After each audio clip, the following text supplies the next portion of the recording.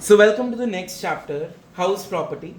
हमने पिछली क्लास में इसके नोट्स बनाए थे, आज हम सारा चैप्टर एक्सप्लेन करेंगे। तो हाउस प्रॉपर्टी में बेसिकली जो हेड बना है, it can B of either rental income, मतलब आप हाउस प्रॉपर्टी को रेंट कर सकते हो या आप उसको सेल कर सकते हो। ठीक है, तो कई लोगों को लगता है selling the house property is also house property, जबकि selling the house property has two concepts. Concept number 1, you are selling it on the regular basis, मतलब आप प्रॉपर्टी डीलर का काम कर रहे हो। अगर आप उसको रेगुलर बेसिस पे बेचते हो तो वो आपका कौन से हेड में जाएगा? पीजीबीपी में जाएगा। और अगर आप उसको बेच रहे हो, जैसे मान लो मैंने अपना घर बेच दिया लेकिन मैं रेगुलर बेसिस पे नहीं बेच रहा, तो मेरा कैपिटल गेन है।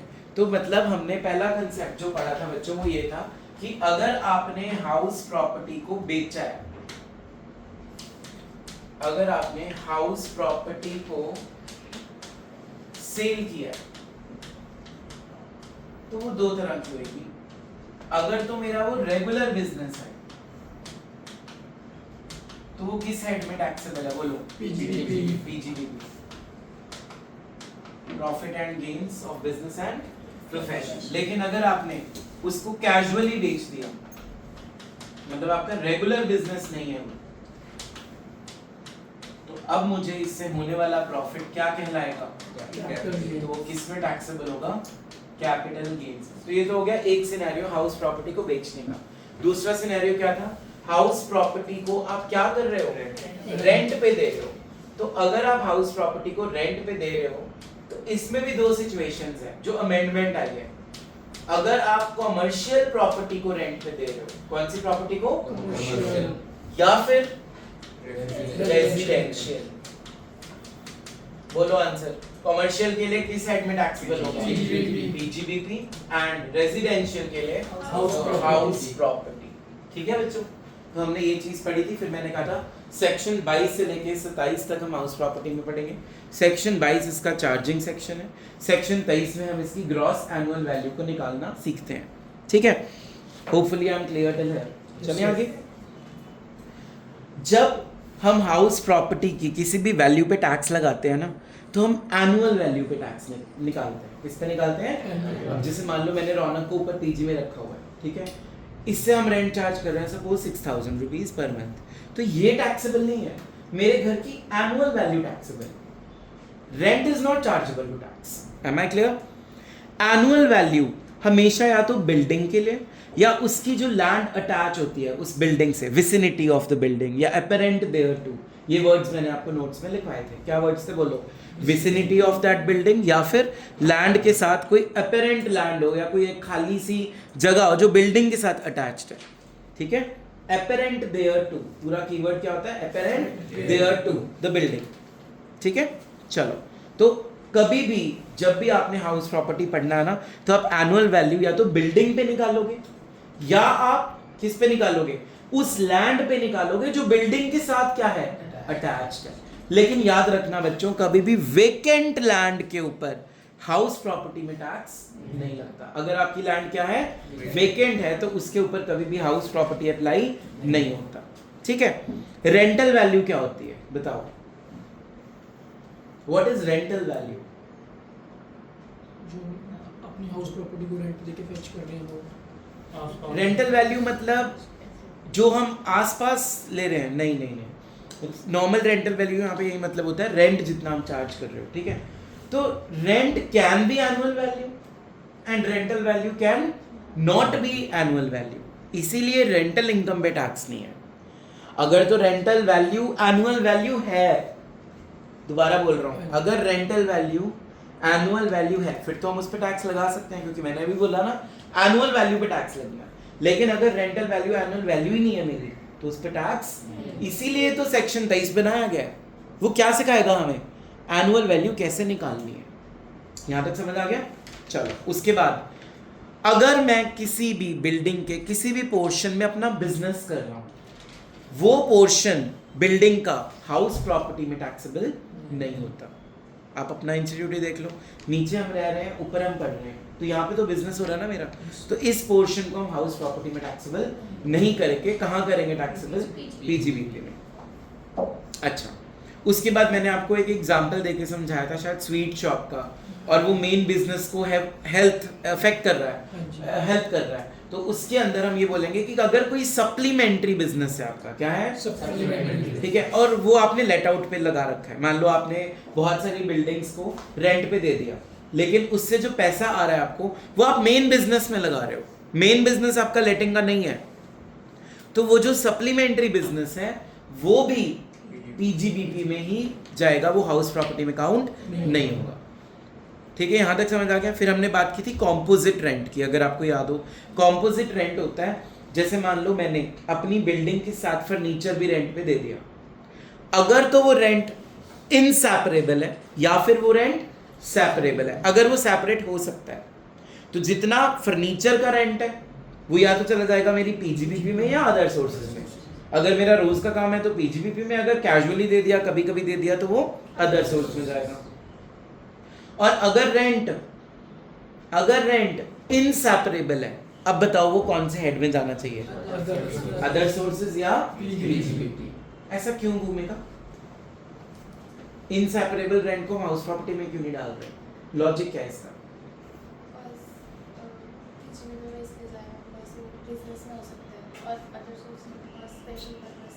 ठीक है, वेरी गुड, समझ में आ गया। तो अभी तक हमने क्या क्या पढ़ लिया, फटाफट से रिकैप करते हैं। सबसे पहले मैंने आपको बताया था कि जो हाउस प्रॉपर्टी है उसके केस में आपको कौन सी वैल्यू पे टैक्स लगाना है? Annual value. किस पे निकालना है? Annual value. एनुअल वैल्यू को हम निकालना कौन सी सेक्शन में सीखेंगे? 23 में। फिर मैंने आपको बताया कि बिल्डिंग या उस बिल्डिंग से अटैच्ड, बोलो, लैंड, इसके ऊपर हम क्या निकालते हैं हमेशा? Annual value. कभी भी वेकेंट लैंड के ऊपर हम एनुअल वैल्यू नहीं निकालते, देयरफॉर वेकेंट लैंड कभी भी हाउस प्रॉपर्टी इनकम का पार्ट नहीं बनता। यहाँ तक क्लियर है? फिर हमने इसके बाद 4 चीजें और डिस्कस कर ली, बताओ क्या क्या थी। नंबर 1, बोलो भाई, वो तो नंबर 3 है बेटा। नंबर 1 बताओ, मैंने क्या बताया था? तन्मय, सबसे पहले मैंने बताया था कि जो मेरी रेंटल वैल्यू है, it can be my annual value और it can not be annual value. MCQ में पूछा था एक क्वेश्चन एक बारी कि रेंटल वैल्यू हाउस प्रॉपर्टी में टैक्सेबल क्यों नहीं, ये आंसर था उसका। ठीक है, हाँ जी। सेकंड चीज मैंने क्या बताई हरजोत सिंह? सेपरेबल। वो तो 4th चीज थी। What was the second point? Invest कर रहे हैं। हाँ जी, इन्वेस्ट Supplementary। नहीं, वो 3rd चीज थी।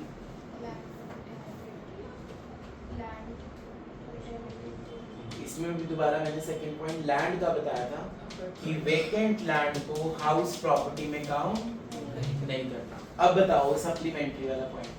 अगर मान लो मिस्टर रौनक ने एक प्रॉपर्टी को लेट आउट किया और उससे उसको रेंट आ रहा है 3 लाख रुपीस, और इस 3 लाख के रेंट को वो अपने मेन बिजनेस का पार्ट बना देता है। मेन बिजनेस मान लो उसका स्वीट्स का है, और उसके अंदर उसने ये पैसा क्या कर दिया, अपना इन्वेस्ट कर दिया। तो अब ये जो सप्लीमेंट्री बिजनेस है इसका, ये हाउस प्रॉपर्टी नहीं है, ये क्या बन जाएगा? पीजीबीपी बन जाएगा। क्या बन जाएगा? पीजीबीपी। Am I clear? क्योंकि वो सप्लीमेंट्री बिजनेस सपोर्ट किसको कर रहा है? उसके मेन बिजनेस को। अब बताओ चौथी चीज हमने क्या पढ़ी है, बोलो। अगर हम हाउस प्रॉपर्टी का रेंट जो चार्ज कर रहे हैं वो कॉम्पोजिट रेंट है, तो उसके 2 केस बनेंगे। या तो वो रेंट क्या हो जाएगा? सेपरेट हो जाएगा, या वो सेपरेट नहीं होगा, मतलब वो इनसेपरेबल है। समझ में आया? अगर वो सेपरेट हो रहा है तो बिल्डिंग वाला रेंट किस में चार्ज करेंगे? हाउस प्रॉपर्टी में। और फर्नीचर का रेंट किस में चार्ज करेंगे? पीजीबीपी या फिर अदर सोर्सेज। पीजीबीपी में कब करेंगे? अगर उसका वो फर्नीचर लेट आउट का काम जो है वो रोज होता है। ठीक है। और अगर वो सेपरेबल नहीं है तो किस में चला जाएगा, या तो पीजीबीपी में या फिर अदर सोर्सेस में। क्लियर है यहाँ तक? चले आगे।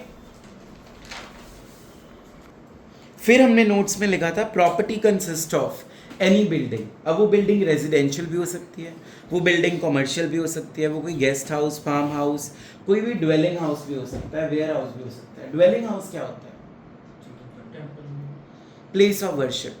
Normally dwelling house is known as place of worship, but आपकी इसमें ना ड्वेलिंग का मतलब इनकम टैक्स में वर्शिप भी होता है और स्टोरेज हाउस भी होता है। तो dwelling house can be the place of worship also and can be the place of storing, that is warehouse। समझ आ गया?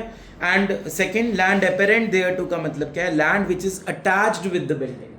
apparent thereto का क्या मतलब होता है? Land जो building के साथ attached है, मतलब within the vicinity of that building। This is the keyword। सबको समझ में आ रहा है? क्रक्स निकल के क्या आ रहा है कि annual value of building या land apparent thereto building, annual value of building या land apparent thereto building is taxable in the hands of owner। House property का जो टैक्स भरना है वो किसने भरना है? ओनर ने भरना है। समझ में आ गया? तो अपना एक प्रोसेस होता है हाउस प्रॉपर्टी का टैक्स भरने के लिए, वो प्रोसेस पढ़ते हैं। वही प्रोसेस क्या है?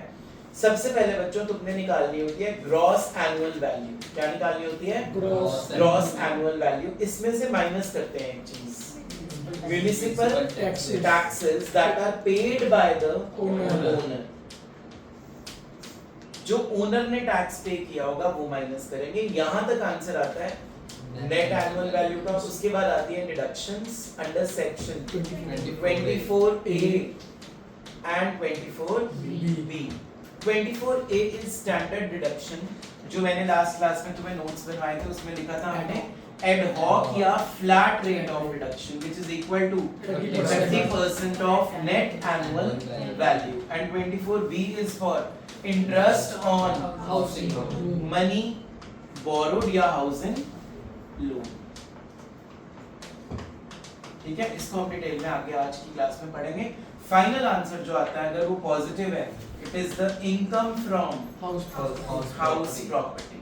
पर अगर मान लो मेरे को कोई एरियर मिल रहा है अनरियलाइज्ड रेंट का। अनरियलाइज्ड रेंट का मतलब समझो पहले तो, मान लो मैंने हरजोत कौर को अपना एक पोर्शन लेट आउट किया और वो मेरा रेंट मार के चली गई, तो अब वो मेरे को मार्केट में मिल गई 4 साल बाद। आफ्टर 4 इयर्स मैंने इसको बोला मेरा रेंट दे, तो उसने अब मेरे को अगर रेंट दे दिया तो वो भी इसमें क्या होगा? ऐड। तो एंड में रिकवरी ऑफ अनरियलाइज्ड रेंट क्या हो जाएगा? ऐड। अब मेरी आएगी final income from house property. अच्छा भूमिका, मेरा आपसे क्वेश्चन है छोटा सा, नॉट भूमिका, वैभव मित्तल। मान लो 4 साल बाद जब मुझे हरजोत मार्केट में मिली, मैंने उससे रेंट तो रिकवर कर लिया, बट मान लो मैंने अपना जो घर है वो वृद्धि को बेच दिया, तो अब वो मेरी इनकम है या वृद्धि की इनकम है? वैभव मित्तल, तो यही मेरे हेड में ऐड होनी चाहिए। वृद्धि, यू गॉट द क्वेश्चन? किसकी इनकम मानेंगे? आपकी इनकम होगी कि अनरियलाइज्ड रेंट उस टाइम तो आपके ही नाम होगा, मतलब उस टाइम तो आप लेकिन आप तो ये प्रैक्टिकली करते होगे, किसकी इनकम मानेंगे? आपकी। बिल्कुल भूमिका सब सही बोल रहे हैं, सब सही बोल रहे हैं, लेकिन इनकम्प्लीट बोल रहे हैं सब। बताओगे? उसमें से डिडक्शन। Very good. इस अनरियलाइज्ड रेंट की भी पहले क्या माइनस होगी? Deduction under section 24A। कितने परसेंट मिलती थी? ये पुरानी क्लास के नोट्स में शायद तुमने लिखा ना हो पॉइंट, ये लिखो, जल्दी लिखो। जो म्युनिसिपल टैक्सेस हम यहाँ से माइनस कर रहे हैं, पर जो मेरा आपसे एक छोटा सा क्वेश्चन है बेटा, म्युनिसिपल टैक्सेस यहाँ पे लिखा पेड बाय ओनर, अगर लिखा हो पेबल बाय ओनर, क्या वो माइनस होंगे? Now I'm getting the reasons. It is, if it is written there payable by owner, फिर वो माइनस नहीं होंगे। मतलब म्युनिसिपल टैक्सेस की रिडक्शन तभी मिलेगी अगर वो एक्चुअली में पेड हुए हैं, किसके द्वारा? ओनर। अगर लिखा होगा पेड बाय टेनेंट, अगर लिखा होगा पेबल बाय टेनेंट। अच्छा हरजोत कर, एक लास्ट क्वेश्चन और, मान लो म्युनिसिपल टैक्सेस आपने पे करे हैं 2 लाख, जिसमें से 60% है 25-26 के अगले साल के प्रीवियस ईयर के, तो अब क्या माइनस होगा? सिर्फ 40% या 60% या पूरा? I am getting surety now. पूरा का पूरा अमाउंट क्या हो जाएगा? Minus. It does not matter that municipal taxes relate to future previous years और करंट प्रीवियस ईयर और पास्ट प्रीवियस ईयर्स। समझ में आया?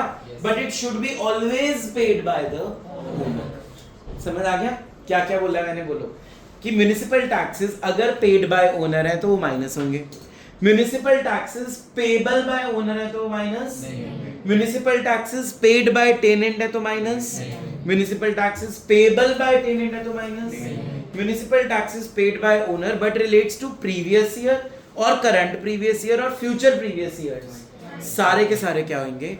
माइनस। Getting the point? एक क्वेश्चन मैंने तुम्हें शायद करवाया था लास्ट क्लास में, वो क्वेश्चन खोलो, यही वाला पॉइंट शायद 3rd क्वेश्चन में था। उसकी ग्रॉस एनुअल वैल्यू कितनी थी तन्मय? 12 लाख। प्रीति बोलना बेटा question. Gross annual value 12 lakh, municipal taxes 3 lakhs per annum, 3 lakhs per annum, 60% paid by owner, 60% paid by owner, includes 20% related to next year. जिसमें से 20% नेक्स्ट ईयर के हैं। Interest on house loan under 24B eligible 80%. Interest on housing loan 24B eligible भी words आप पे लिखा है, इसका मतलब सारा का सारा डिडक्शन अलाउड है। कितना है ये? 80,000 पर एनम। ठीक है बच्चों? चलो जी, कैसे करना था क्वेश्चन बताओ। सबसे पहले क्या लिखेंगे? ग्रॉस एनुअल वैल्यू कितनी है? 12 lakh minus municipal taxes paid by owner. अब ओनर ने पे कितने किए हैं? 60%। 3 लाख पर एनम और 60% ओनर दे रहा है। अब देखा जो अगर इसमें लिखा है 20% अगले साल का है, तो ये मत सोचना ये नहीं लेना, पे तो ओनर ने किया ना, तो सारी डिडक्शन देनी है। तो 3 लाख का 60% कितना होता है? 1,80,000 हम यहाँ माइनस करेंगे। हाँ जी, what is the net annual value?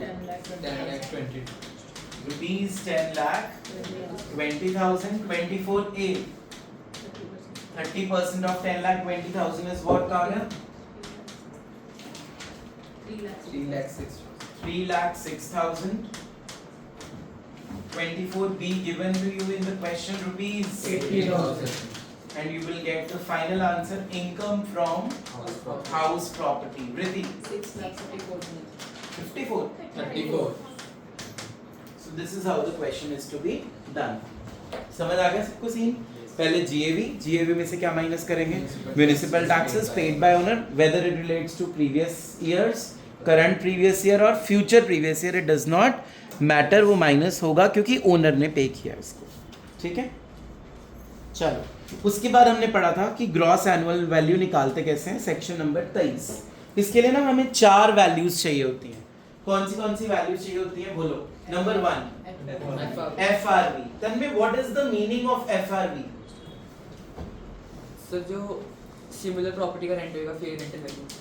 FRV की फुल फॉर्म ही क्या है बेटा? Fair rental value. तो फेयर रेंटल वैल्यू का मतलब क्या है? जैसे मेरी लोकेलिटी है उसमें बहुत सारे घर बने हुए हैं, तो मान लो मेरा घर है B, तो जो A और C रेंट चार्ज कर रहे होंगे ना अपने टेनेंट से, वो मेरे घर के लिए क्या बन जाएगी? Fair rental value. मेरी बात समझ आई? Which the other firms are earning in the same industry. Easy language में क्या बोल दिया मैंने? Which the other firms are earning in the same industry. ठीक है? हाँ जी, सेकंड टर्म क्या लिखी थी हमने? Municipal rental value. Municipal value या फिर म्युनिसिपल रेंटल वैल्यू। ध्यान से सुनना, जब म्युनिसिपल कमेटी, कौन? म्युनिसिपल कमेटी कोई वैल्यू निकालती है किसी भी लोकेलिटी की, घर की, ताकि वो उस पे क्या चार्ज कर सके? Municipal taxes. उसको हम कौन सी वैल्यू बोल देंगे? Municipal rental value. तो पहली हमने पढ़ी फेयर रेंटल वैल्यू, दूसरी हम कौन सी पढ़ रहे हैं? Municipal rental value. ठीक है जी? हाँ जी, थर्ड क्या थी काव्या? स्टैंडर्ड रेंट का मतलब बता दो। मतलब कि जितना हमें मिल रहा है, हम जितना रेंट भी ले रहे हैं। Harjot Singh, standard rent. इधर इस तो ज़्यादा नहीं है वेरी गुड। गवर्नमेंट ने एक लिमिट फिक्स कर दी कि इससे ज्यादा रेंट आप चार्ज नहीं कर सकते। उसको क्या बोलते हैं? Standard rent. हाँ जी, फोर्थ क्या है वृद्धि? नाम से ही पता लग रहा है, जितना आप रेंट एक्चुअली में अपने टेनेंट से चार्ज करते हो उसको हम क्या बोलते हैं? Actual rent. ठीक है जो अब ग्रॉस एनुअल वैल्यू निकलती कैसे है? ग्रॉस एनुअल वैल्यू के निकालने के लिए हमारा सेक्शन नंबर लगेगा 23। कौन सा लगेगा? 23। उसका स्टेप 1 क्या कहता है?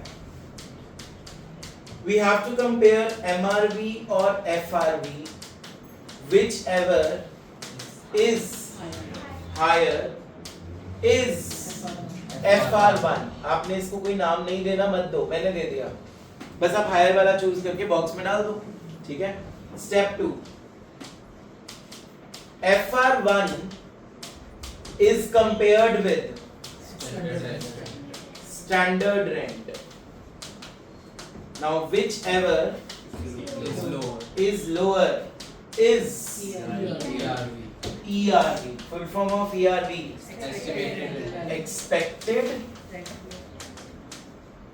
rental value।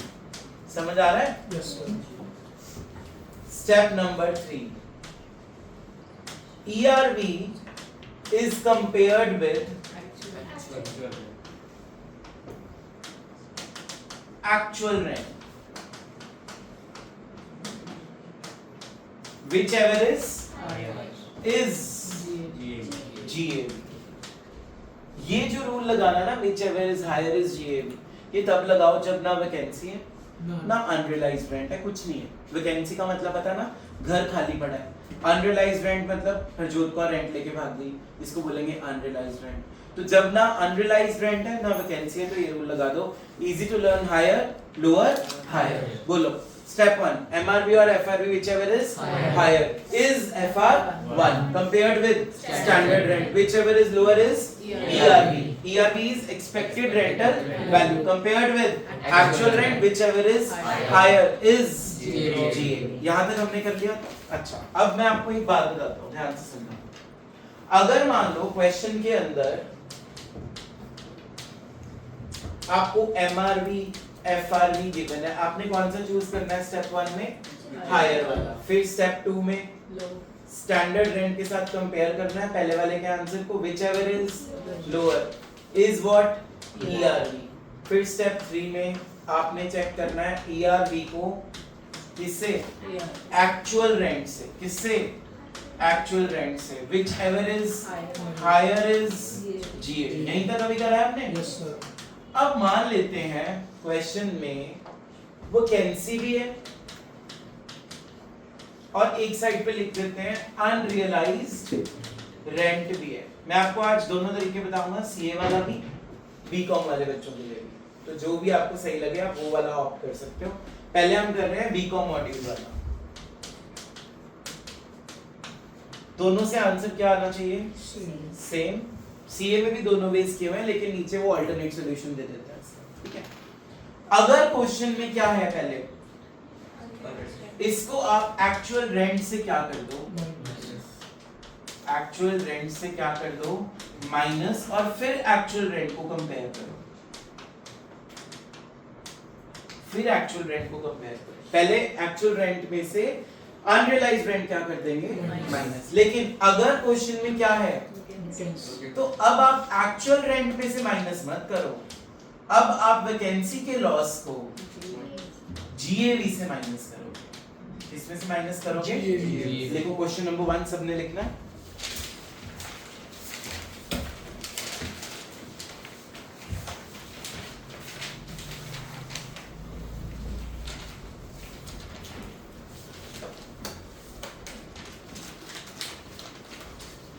FRV 3,50,000,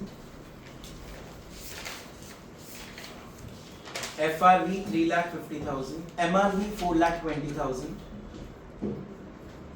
MRV 4,20,000, standard rent 3,80,000,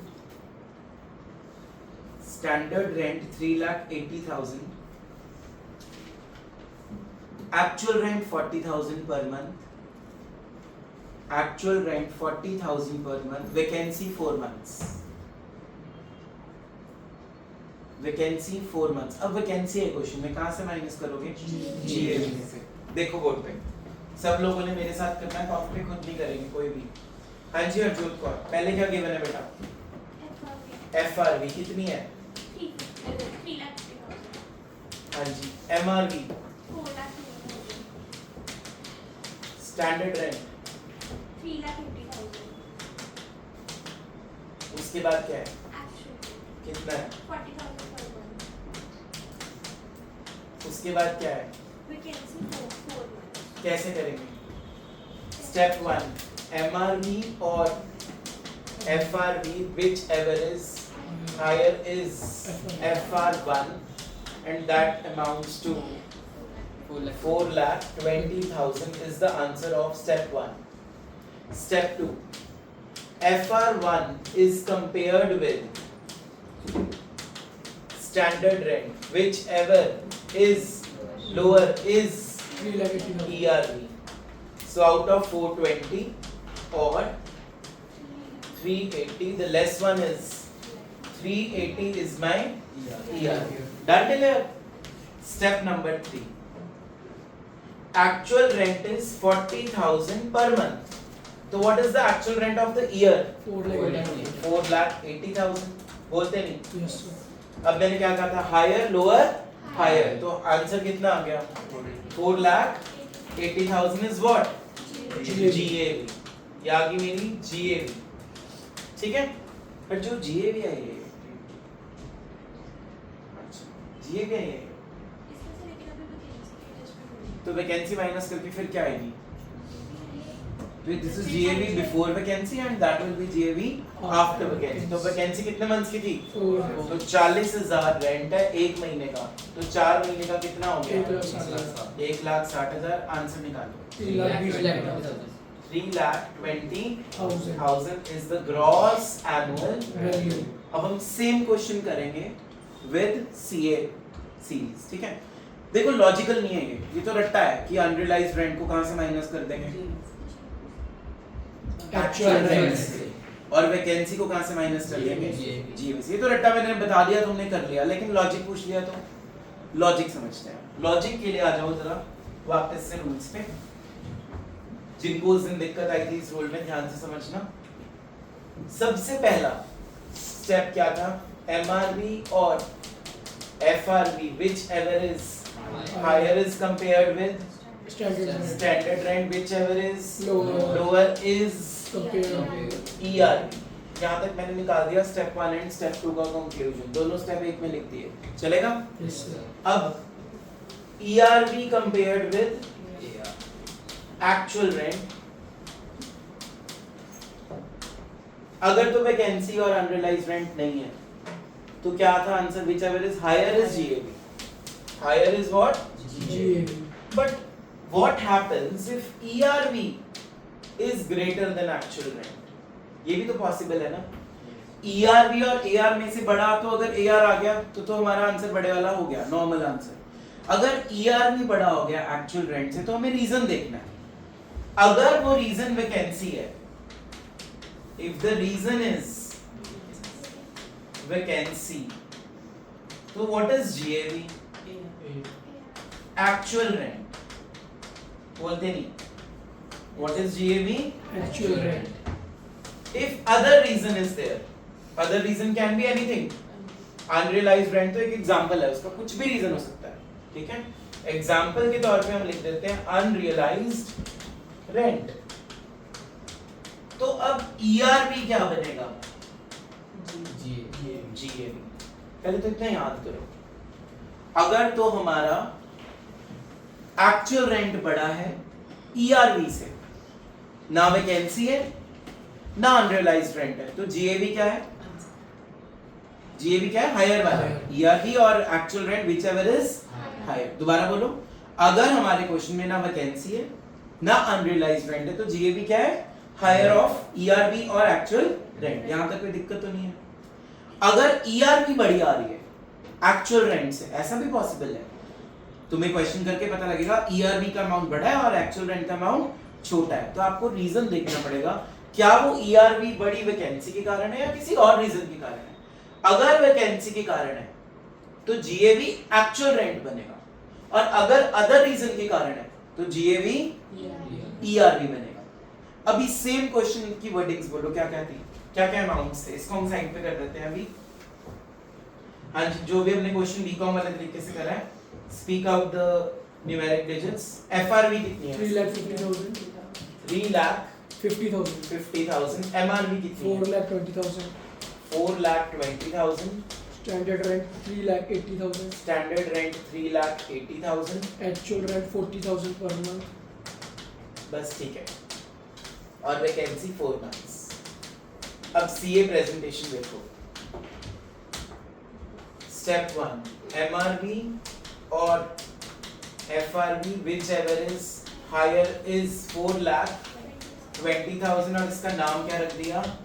FR1। चलो जी, step 2, FR1 compared with standard rent whichever is lower is 420 or 380? 380 is what? ERV। ठीक है। Step 3, ERV compared with actual rent। अब यहाँ माइनस नहीं करते हम, अनरियलाइज्ड रेंट हो चाहे वैकेंसी हो, हम वो लेते ही नहीं, उस पीरियड को इग्नोर कर दो। अब एक साल में कितने महीने होते हैं? 12 में से 4 मंथ्स वैकेंसी है, तो मुझे रेंट कितने मंथ्स का अर्न हुआ है? 8। तो 40,000 into 8 कर दो, कितना आंसर आया? बोलते नहीं? 3,20,000। यस और नो? अब बताओ, जो हमारा आंसर, अब जो हमने लिखा है, पहले तो ईआरवी की वैल्यू बताओ, क्या आ रही है? 380, और एक्चुअल रेंट क्या आया है? 320। बन गया मेरे वाला केस जो अभी हमने पढ़ा है। देखो, ERV is greater than actual rent. दो केस होंगे, या लॉस किसकी वजह से है या अदर रीजन। तो अब इस क्वेश्चन में किसकी वजह से लॉस हुआ है? वैकेंसी। तो वैकेंसी के करके लॉस हुआ है। इसका रूल क्या पढ़ा था? Actual rent is what? GAV। Therefore, GAV of this question is what? 3 lakh, which is the actual rent। बताओ बीकॉम से आंसर क्या आ रहा था? 3 लाख। आया? लॉजिक समझ आया? दोनों से आंसर तो सेम आएगा, पर लॉजिकली करके आना है सीए में। बीकॉम वाला पैटर्न मत फॉलो करना, ठीक है? क्या पैटर्न है बोलो?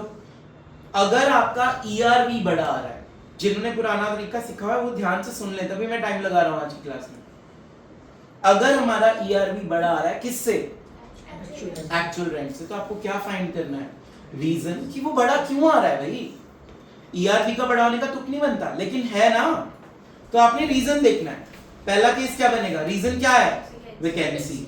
अगर वैकेंसी रीजन है तो एक्चुअल रेंट ही जीएवी बनेगा। समझ आ रहा है? अगर वैकेंसी रीजन है तो एक्चुअल रेंट ही जीएवी बनेगा। 5 बार बोलो, अगर रीजन वैकेंसी है तो एक्चुअल रेंट ही जीएवी बनेगा। अगर रीजन वैकेंसी है तो एक्चुअल रेंट ही, लेकिन अगर रीजन वैकेंसी नहीं है तो ईआरवी ही जीएवी बनेगा।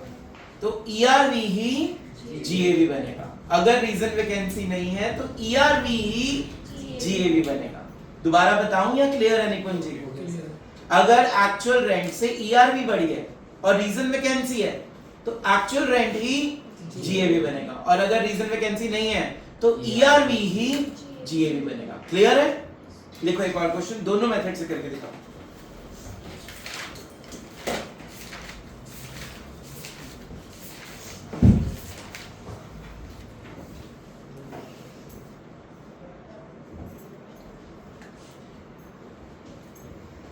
FRV 2,50,000,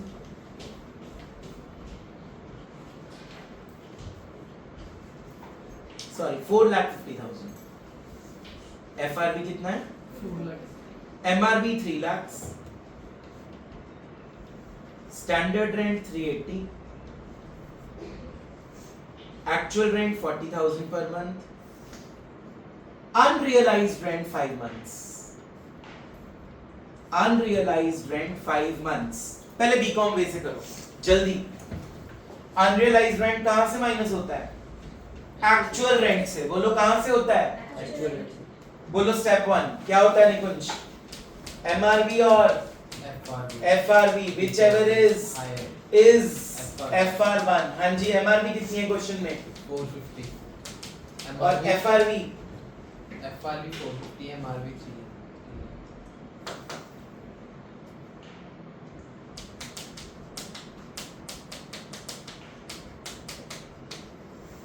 वैल्यूज बोलना। एमआरबी की कितनी है 3 लाख और एफआरबी की? 4 lakh 50,000 whichever is higher is compared with standard rent standard rent कितना है? 3 lakh 380 whichever is lower is ERB ERB कितना आ गया? 380 What is the actual rent? 40 40,000 40,000 per month। Yes sir अच्छा, unrealized rent कितने months है? 5 मंथ्स तो मैंने क्या बताया था? unrealized rent को साथ के साथ माइनस करना है। यस सर तो 40,000 into 7 कर दो, क्योंकि 5 महीने की unrealized है तो 7 महीने का रेंट मुझे मिला होगा। कितना आ गया? 280 हायर लोअर हायर, तो हमारा आंसर आ गया। 3 लाख तो जीएवी आ गई बीकॉम के मेथड से 3,80,000। From your rectification the answer is 380। ठीक है हरजोत सिंह, क्लियर है? चलिए अब अपने सीए वाले मेथड पे। यस सर चलो बोलो जी दोबारा से। एमआरबी कितना है? 3 lakh 3 lakh FRB 4 lakh 50 whichever is higher is FR1 is rupees 4,50,000। Step 1 का आंसर आ गया। Step 2 FR1 compared with standard rent whichever is lower is ERB is standard rent कितना है? 3,80,000 और 450 lower is 380 is ERB। यहाँ तक क्लियर है बच्चों? अब स्टेप 3 एक्चुअल रेंट। ध्यान से समझना लॉजिक को। एक्चुअल रेंट इस क्वेश्चन में भी 7 मंथ्स का लेंगे। 40,000 into 7 is what? रुपीज। 280 अब फिर से वो केस देखो, बन रहा है वो केस। क्या ERB मेरे एक्चुअल रेंट से बड़ी है? Yes sir is ERB greater than actual rent? Yes sir बोलते नहीं? Yes. हमने इसके 2 केस पढ़े थे। पहला केस रीजन चेक करना है, is it loss due to vacancy और एनी अदर रीजन। कौन सा सिचुएशन है इसमें? अगर- वैकेंसी तो है नहीं, क्या है? इसका आंसर क्या था? एक्चुअल रेंट ही जीएबी बनेगा। इसका रीजन क्या था? ERB is. अब इस क्वेश्चन में ERB क्या थी? 380 Therefore the answer is 380 380। अब बताओ बीकॉम से आंसर क्या आ रहा है? 380 आंसर सेम है बट लॉजिकल क्या है? सी है मेथड। गॉट इट और नॉट? चलो लिखो एक क्वेश्चन और, ये नोट डाउन करना है किसी ने? समझ आ रहा था तुम्हें?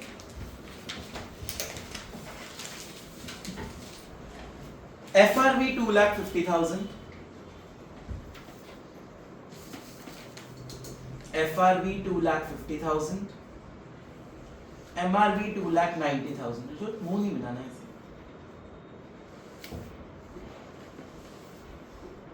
Standard rent 4 lakh, actual rent 35,000 per month, vacancy 3 months, unrealised rent 1 month। दोनों मेथड से करना है। करो जल्दी करो, फिर मैं करवाऊंगा। चलो फिर में बोलो बेटा आंसर्स। Stand up. एफआरबी कितना था? 2,50,000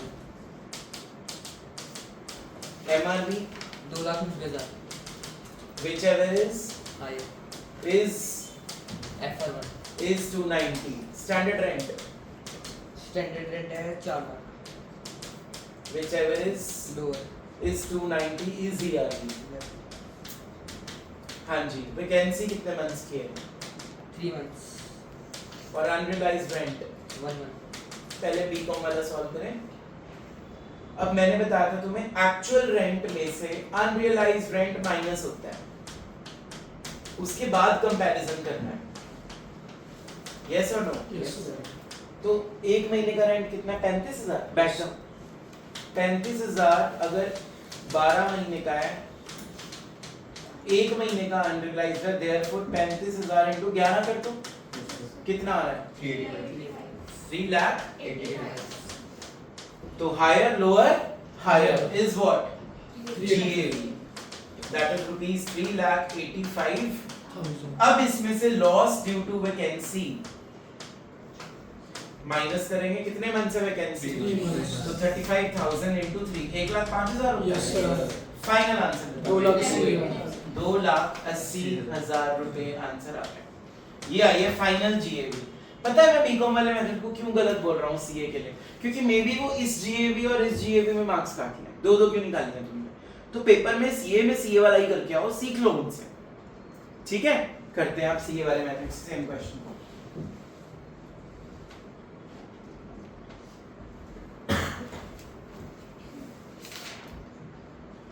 MRV or FRV, whichever is higher is FR1 is 290.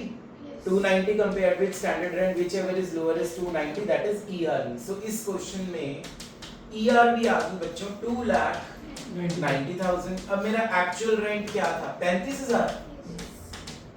4 महीने हटाने हैं ना, कितना रह गया?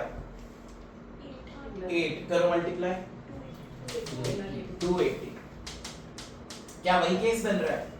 ERV is greater than actual rent। Yes sir. तो अब हम रीजन चेक करते हैं, क्या था रीजन? या तो लॉस ड्यू टू वैकेंसी होगा या एनी अदर होगा। अब तुम कहोगे जी दोनों है इसमें, तो कौन सा लगाएं? वैकेंसी तो है ना, तो ये वाला रूल लगा दो बस। क्या था? AR ही GAV होगा। तो AR कितना है इस क्वेश्चन में? Therefore GAV is rupees 2,80,000। यहाँ तक समझ आ गया सबको? अब याद है तुम एक क्वेश्चन पे कंफ्यूज हुए थे, 20,000 पर मंथ रेंट था उसका, वैकेंसी थी 3 मंथ्स की, है ना? लिखो लिखो, मैं लिखवा रहा हूँ, दोबारा लिखो question. Mark this question, very important, यहाँ दिमाग चलेगा सीए का। लिखो FRV 3 lakhs, MRV 310, standard rent 260, actual rent 20,000 per month, vacancy 3 months। CA method से सॉल्व करो पहले।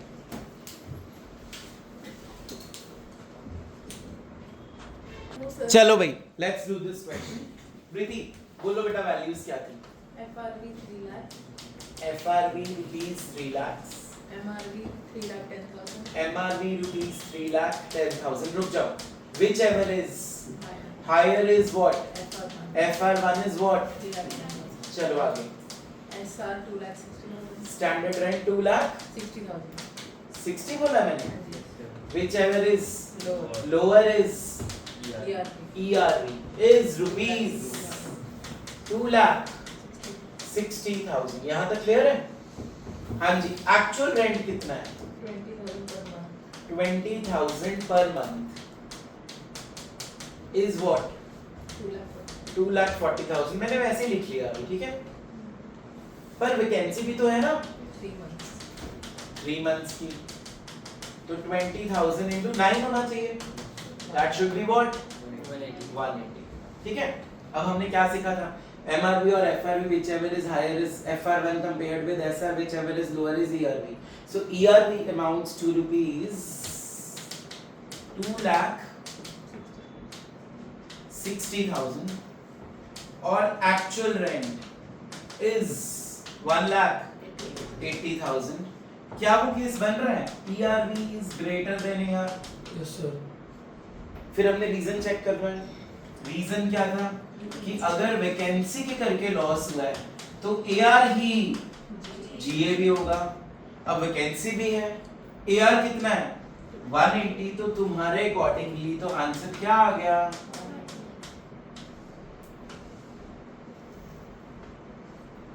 सुनो अब ध्यान से, अगर हम इस वैकेंसी को नहीं देखते फॉर द टाइम बीइंग, अगर मान लो ये वैकेंसी होती नहीं वृद्धि, तो मेरा रेंट कितना अर्न होता? 250 अब ईआरवी कितना है बेटा?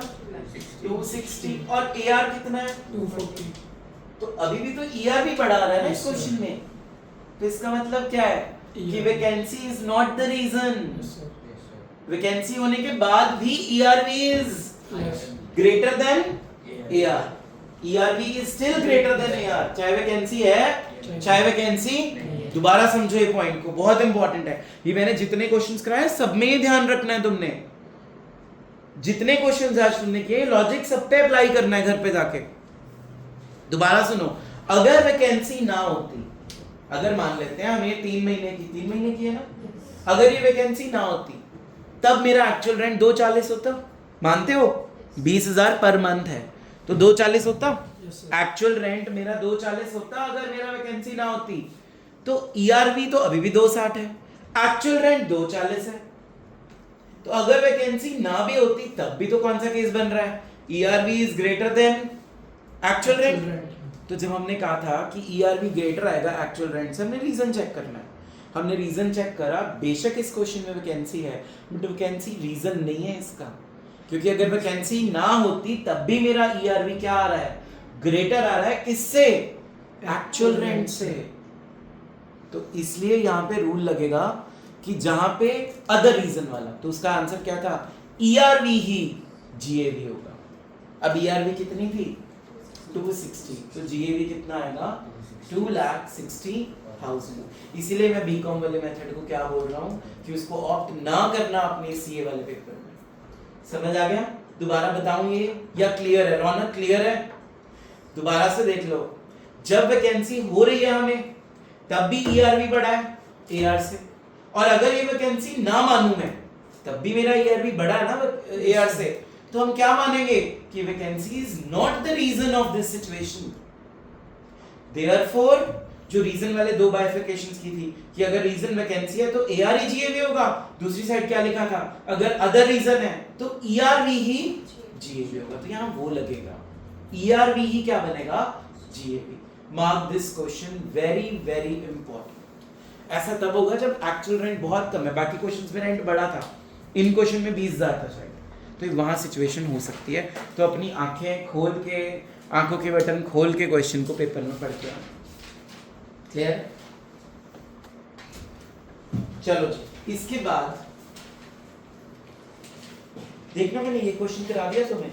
250, 290, 4,35,000, 3 months 1 month। Yes, sir. ठीक है।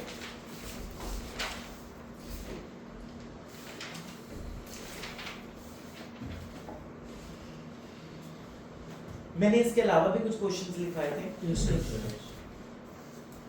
4 क्वेश्चन और हैं जिसमें म्युनिसिपल टैक्सेस की बात की गई हुई हाँ है। जी। वेट करो, फर्स्ट क्वेश्चन में था municipal taxes 10% paid by tenant. वृद्धि, इसका आंसर क्या है? Total income, final income. बेटा ग्रॉस एनुअल वैल्यू नहीं बोल रहा मैं, final income from house property after deductions.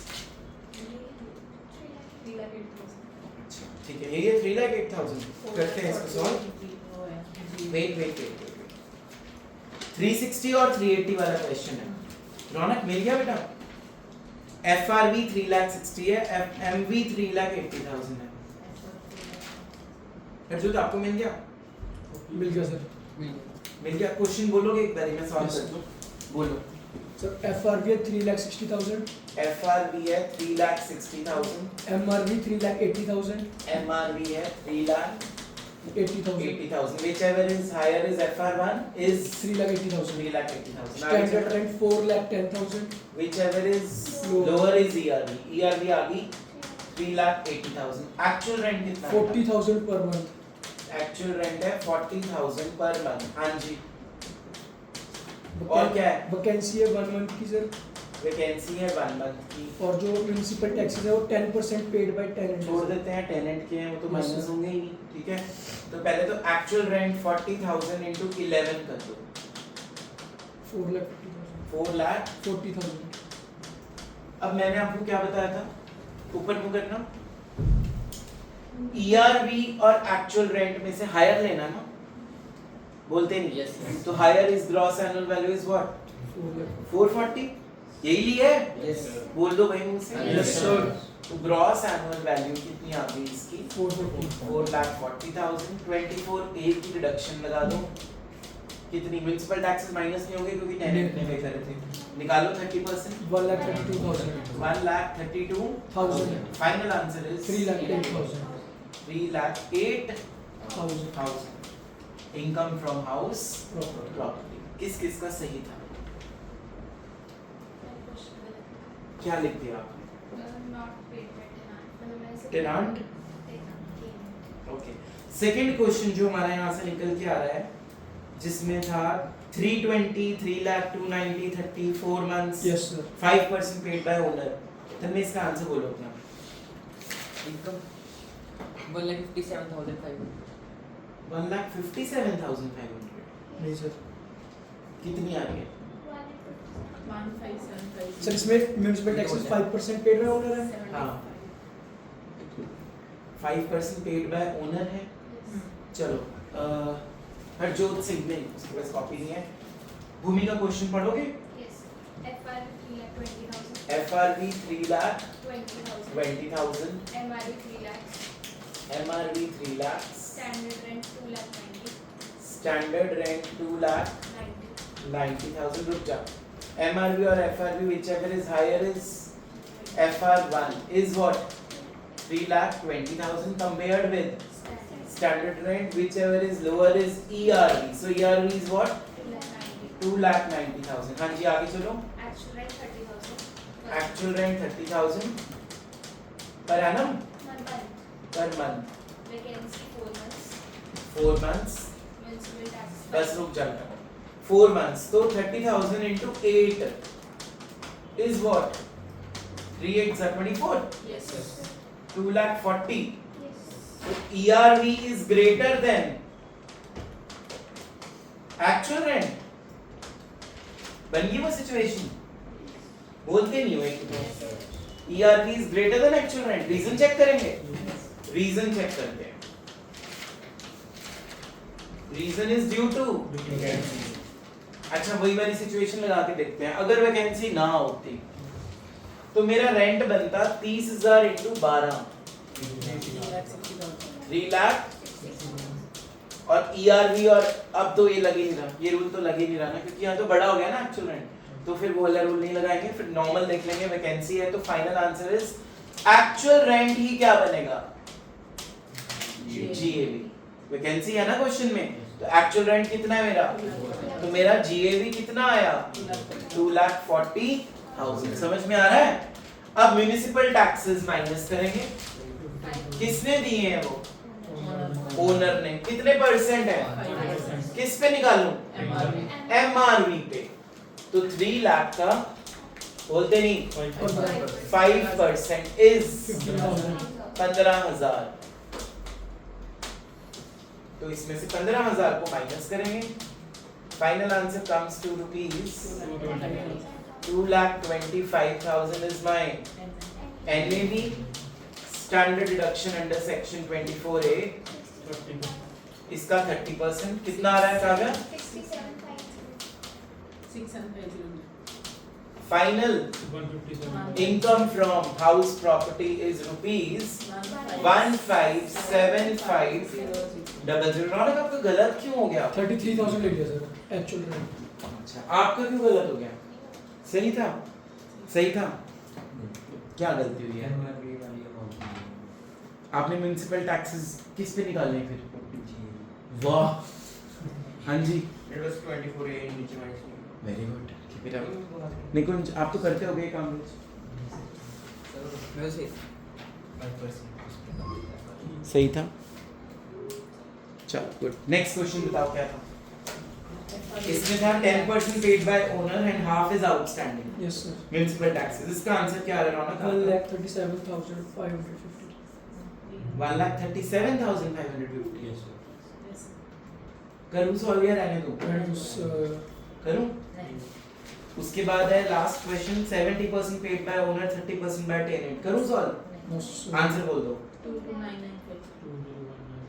20195. I will go with 201,950. Yes, sir. आपकी 22 कैसे आ गए? GAV मेरे को नहीं पता, मुझे फाइनल आंसर. GAV कितना आया? GAV कितना आया जिसका 201 आया है? सर उसका है 2,88,500. 4,40,000. ये वाला कर ले. GAV 440. कर ले ये वाला सॉल्व. कितना हो गया? Should I solve this question or done? Done done sir.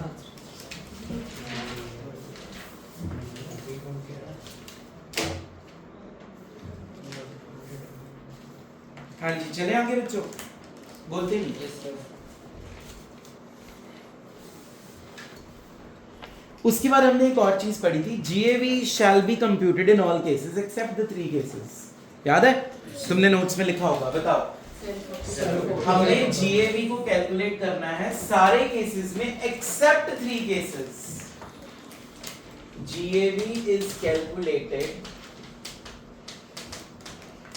in all the cases except 3 cases. बोलो पहला कौन सा है?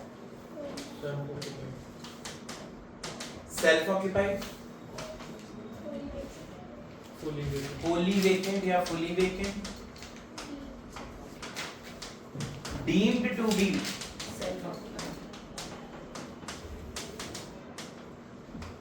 self occupied.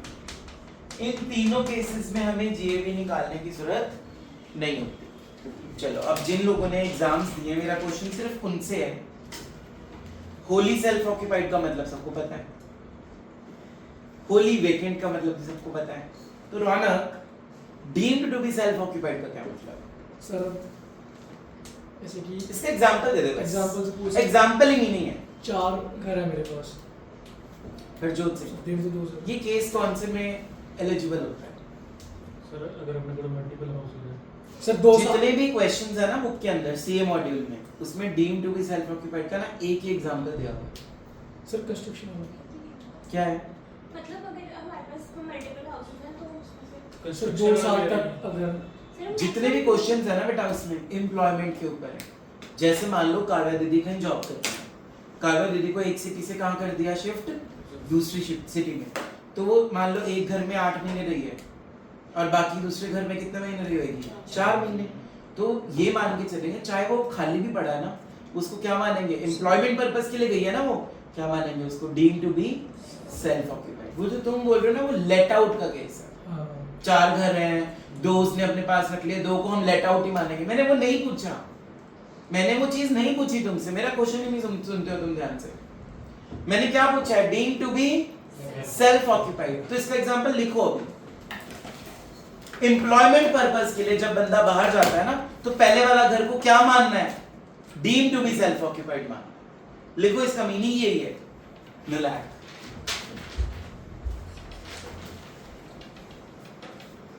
श्योर हूं मैं. मैं भी सर.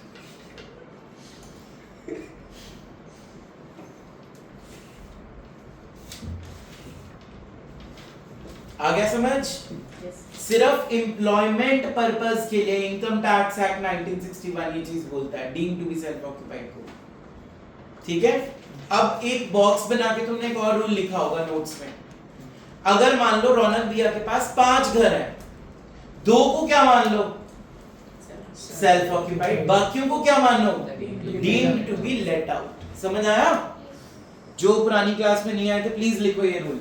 More than 2 houses.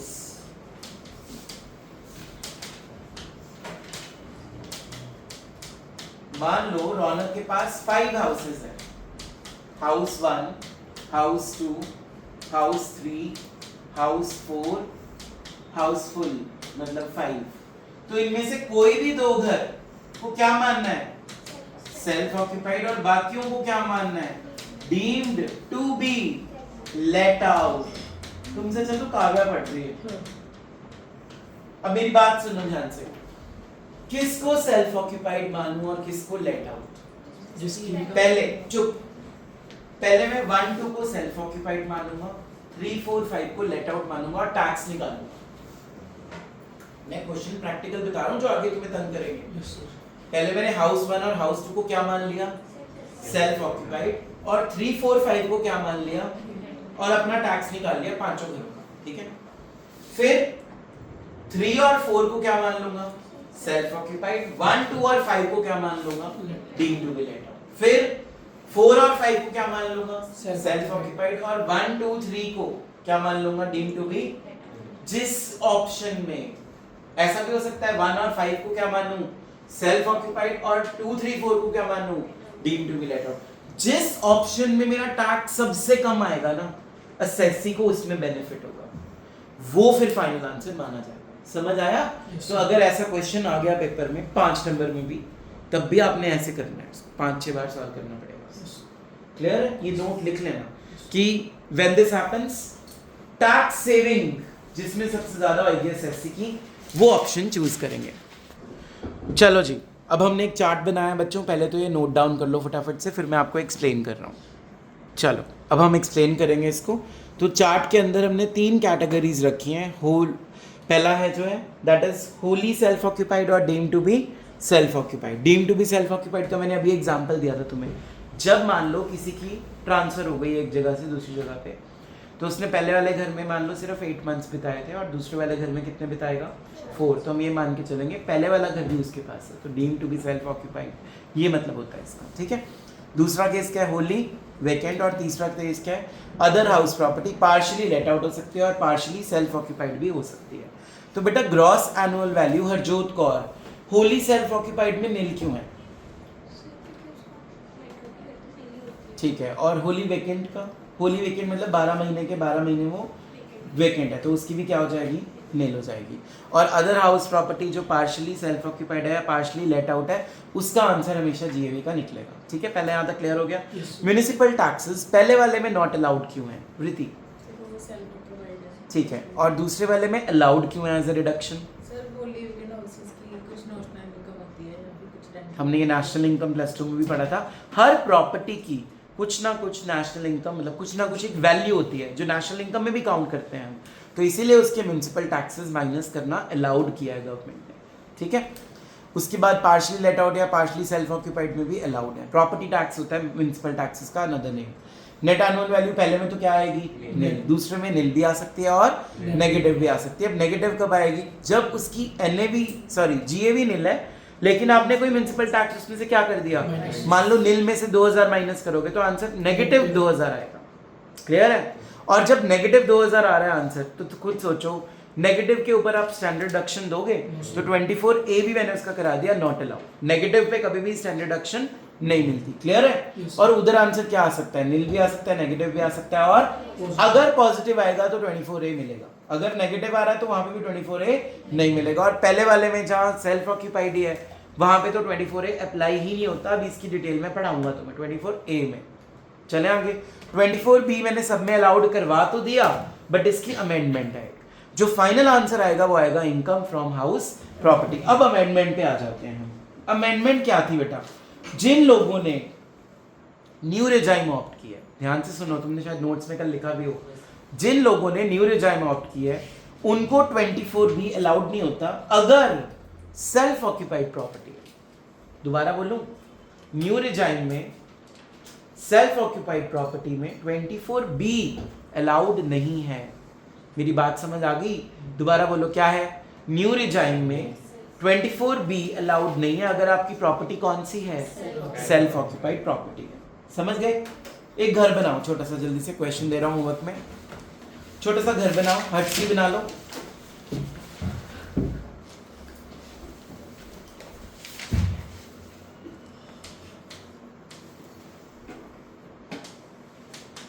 ऐसे लिख दो, हाफ हाफ लिख दो उसको। FRV 4 lakhs, MRV 4,90,000, standard rent 5,50,000, actual rent 20,000 per month, municipal taxes 10%, paid by owner, calculate income from house property. ये हाफ हाफ क्या है? तो मुझे बताओ कैसे करोगे क्वेश्चन को? सारी सेल्फ ऑक्यूपाइड का तो पता लग गया ना, नील नील नील। लेट आउट को कैसे करेंगे बेटा? भूमिका हाफ सेल्फ ऑक्युपाइड होता है तो उसको पूरा ही लेट आउट मानते हैं, बट जो एक्चुअल रेंट है वो उसका डिवाइड बाय 2। जितना एफआरवी गिवन है उसको पहले डिवाइड बाय 2 करो, जितना एमआरवी गिवन है डिवाइडेड बाय 2 करो, स्टैंडर्ड रेंट को भी डिवाइडेड बाय 2 करो। मेरी बात समझ में आई है? Yes, sir. म्युनिसिपल टैक्सेस को भी डिवाइडेड बाय 2 करेंगे। जैसे इस क्वेश्चन में एमआरवी कितनी दी हुई है? 490। 490 का 10% निकालो, 49,000। ठीक है? इसको डिवाइडेड बाय 2 करो पहले। 24 समझ में आया मैंने क्या किया? ये नहीं आया? हर एक को पहले डिवाइडेड बाय 2 करके क्वेश्चन करके आना, ठीक है? होमवर्क है। आंसर क्या है? 154,350. करेक्ट आंसर लिख लो बेटा। आंसर आएगा 154350। 154350। Next question. फिर से घर बना लो।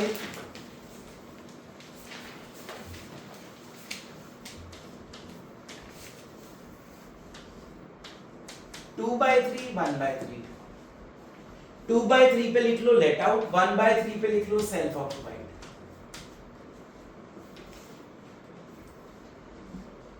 तो जब लेट आउट वाला आंसर निकालना है तो सबको पहले 2/3 करना है, जो मैं दूंगा अभी। लिखो एफआरवी 660, 6,60,000। एमआरवी 6,30,000।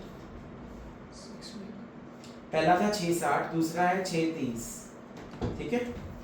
फिर है स्टैंडर्ड रेंट 690, 6,90,000।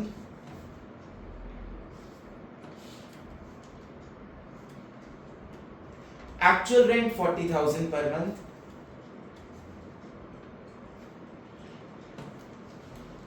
म्युनिसिपल टैक्सेस है 5% पेड बाय ओनर।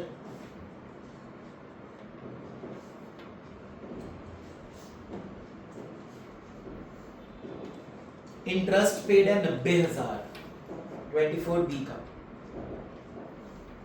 इसके दो आंसर रहेंगे, एक सेल्फ ऑक्यूपाइड का अलग निकलेगा, नेगेटिव में लॉस आएगा, एक प्रॉफिट आएगा। करके आना घर से।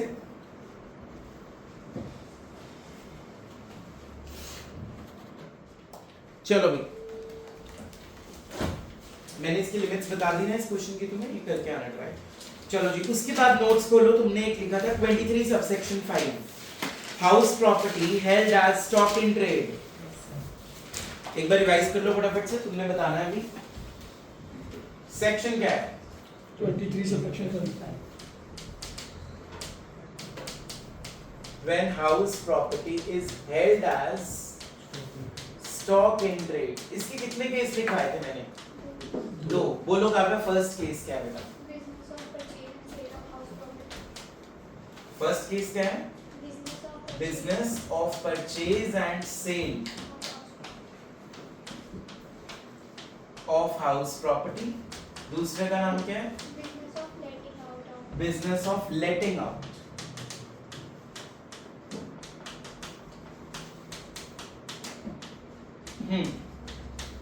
बोलो जी, अगर तो बिजनेस है परचेज एंड सेल का हाउस प्रॉपर्टी की, तो क्या बाइफरकेट हो गया आगे फर्दर?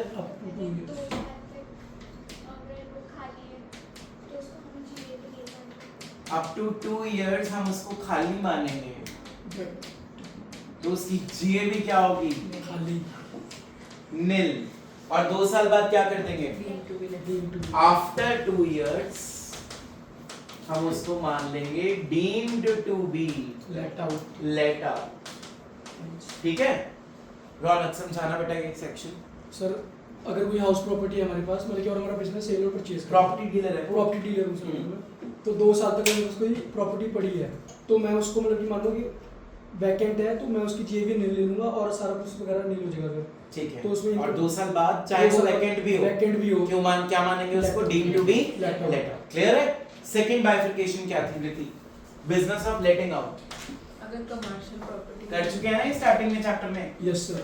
कमर्शियल में कहां टैक्सेबल करना है बेटा? पीजीपी और रेजिडेंशियल में house property in case of residential. समझ गए? Yes, sir. कौन सा सेक्शन था ये? 23 subsection 5.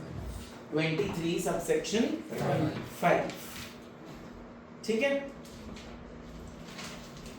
लेटिंग आउट की केस में ना, अगर आपको लॉस आता है, क्या आता है? तो उसको अब आप कैरी फॉरवर्ड नहीं कर सकते फ्यूचर प्रीवियस ईयर्स में। ये हम कैरी फॉरवर्ड के चैप्टर में डिटेल में पढ़ेंगे। जिन बच्चों ने ऑलरेडी मेंस चैप्टर पढ़ा हुआ है पिछली बारी, वो लोग सुनने बस इस क्लास को कि जो अब लॉस होगा ना हाउस प्रॉपर्टी का, उसको आप कैरी फॉरवर्ड आगे नहीं कर सकते। Am I clear? Yes, sir. चलो, इसके बाद है हमारा अगला topic deductions, that is section number 24। तो स्टार्ट करेंगे बेटा हम स्टैंडर्ड डिडक्शन से। 24A, page number is 293 in BCom book. जिनके पास हैं प्लीज ओपन कर लो, नहीं तो ध्यान से सुनो जो वीडियो देख रहे हैं। Standard deduction 24A is ad hoc or flat deduction available out of net annual value in respect of certain expenses of the owner of the house property connected with the earning of rental income like rent collection charges, insurance of house, repair of house, etc. It is allowed 30% of net annual value. देखो logic समझो, deduction दी क्यों है? ताकि आप repair करा लो, insurance करा लो, rent collection charges होते हैं कई बारी, जैसे रेंट हम कलेक्ट करवा रहे हैं किसी आउटसाइडर से, तो वो बीच में से अपना क्या चार्ज करेगा? कमीशन। इसलिए हम ये डिडक्शन देते हैं। तो actual expenses incurred by the owner of the house property are not to be considered. जितना खर्चा वो कर रहा है वो नहीं देखना। अब हमने इसको फ्लैट 30% क्या दे दी? Deduction. No standard deduction is allowed in respect of self occupied house property. ये हमने चार्ट में अभी किया है। Because net annual value of self-occupied is taken as nil. Thus, standard deduction in respect of let out house or deemed to be let out house कितनी मिलेगी? 30% of net annual value. लेकिन अगर self occupied house है तो standard deduction नहीं मिलेगी। समझ में आया? तो 24A का क्रक्स बता दो क्या है। अगर आपका घर क्या है बोलो? लेट आउट है या deemed to be let out है, तो मिलेगी रिडक्शन। Yes, sir. कितने percent? 30%. 30% of Net annual value, irrespective of the expenditure on rent collection charges, irrespective of the expenditure on any maintenance or repair. Clear है? उसको ignore करना है। Second, अगर आपका घर सेल्फ ऑक्यूपाइड है तो 24A अलाउड नहीं। क्लियर है बच्चों यहाँ तक? चलो आगे बढ़ते हैं। 24B, देखो इतना सारा 24 है। 24B is interest on housing loans. Housing loan means loan taken, amount borrowed for purchase, construction, repairs or renovation, etc. of the house property. Interest paid or payable on housing loan is allowed as deduction while computing the house property income.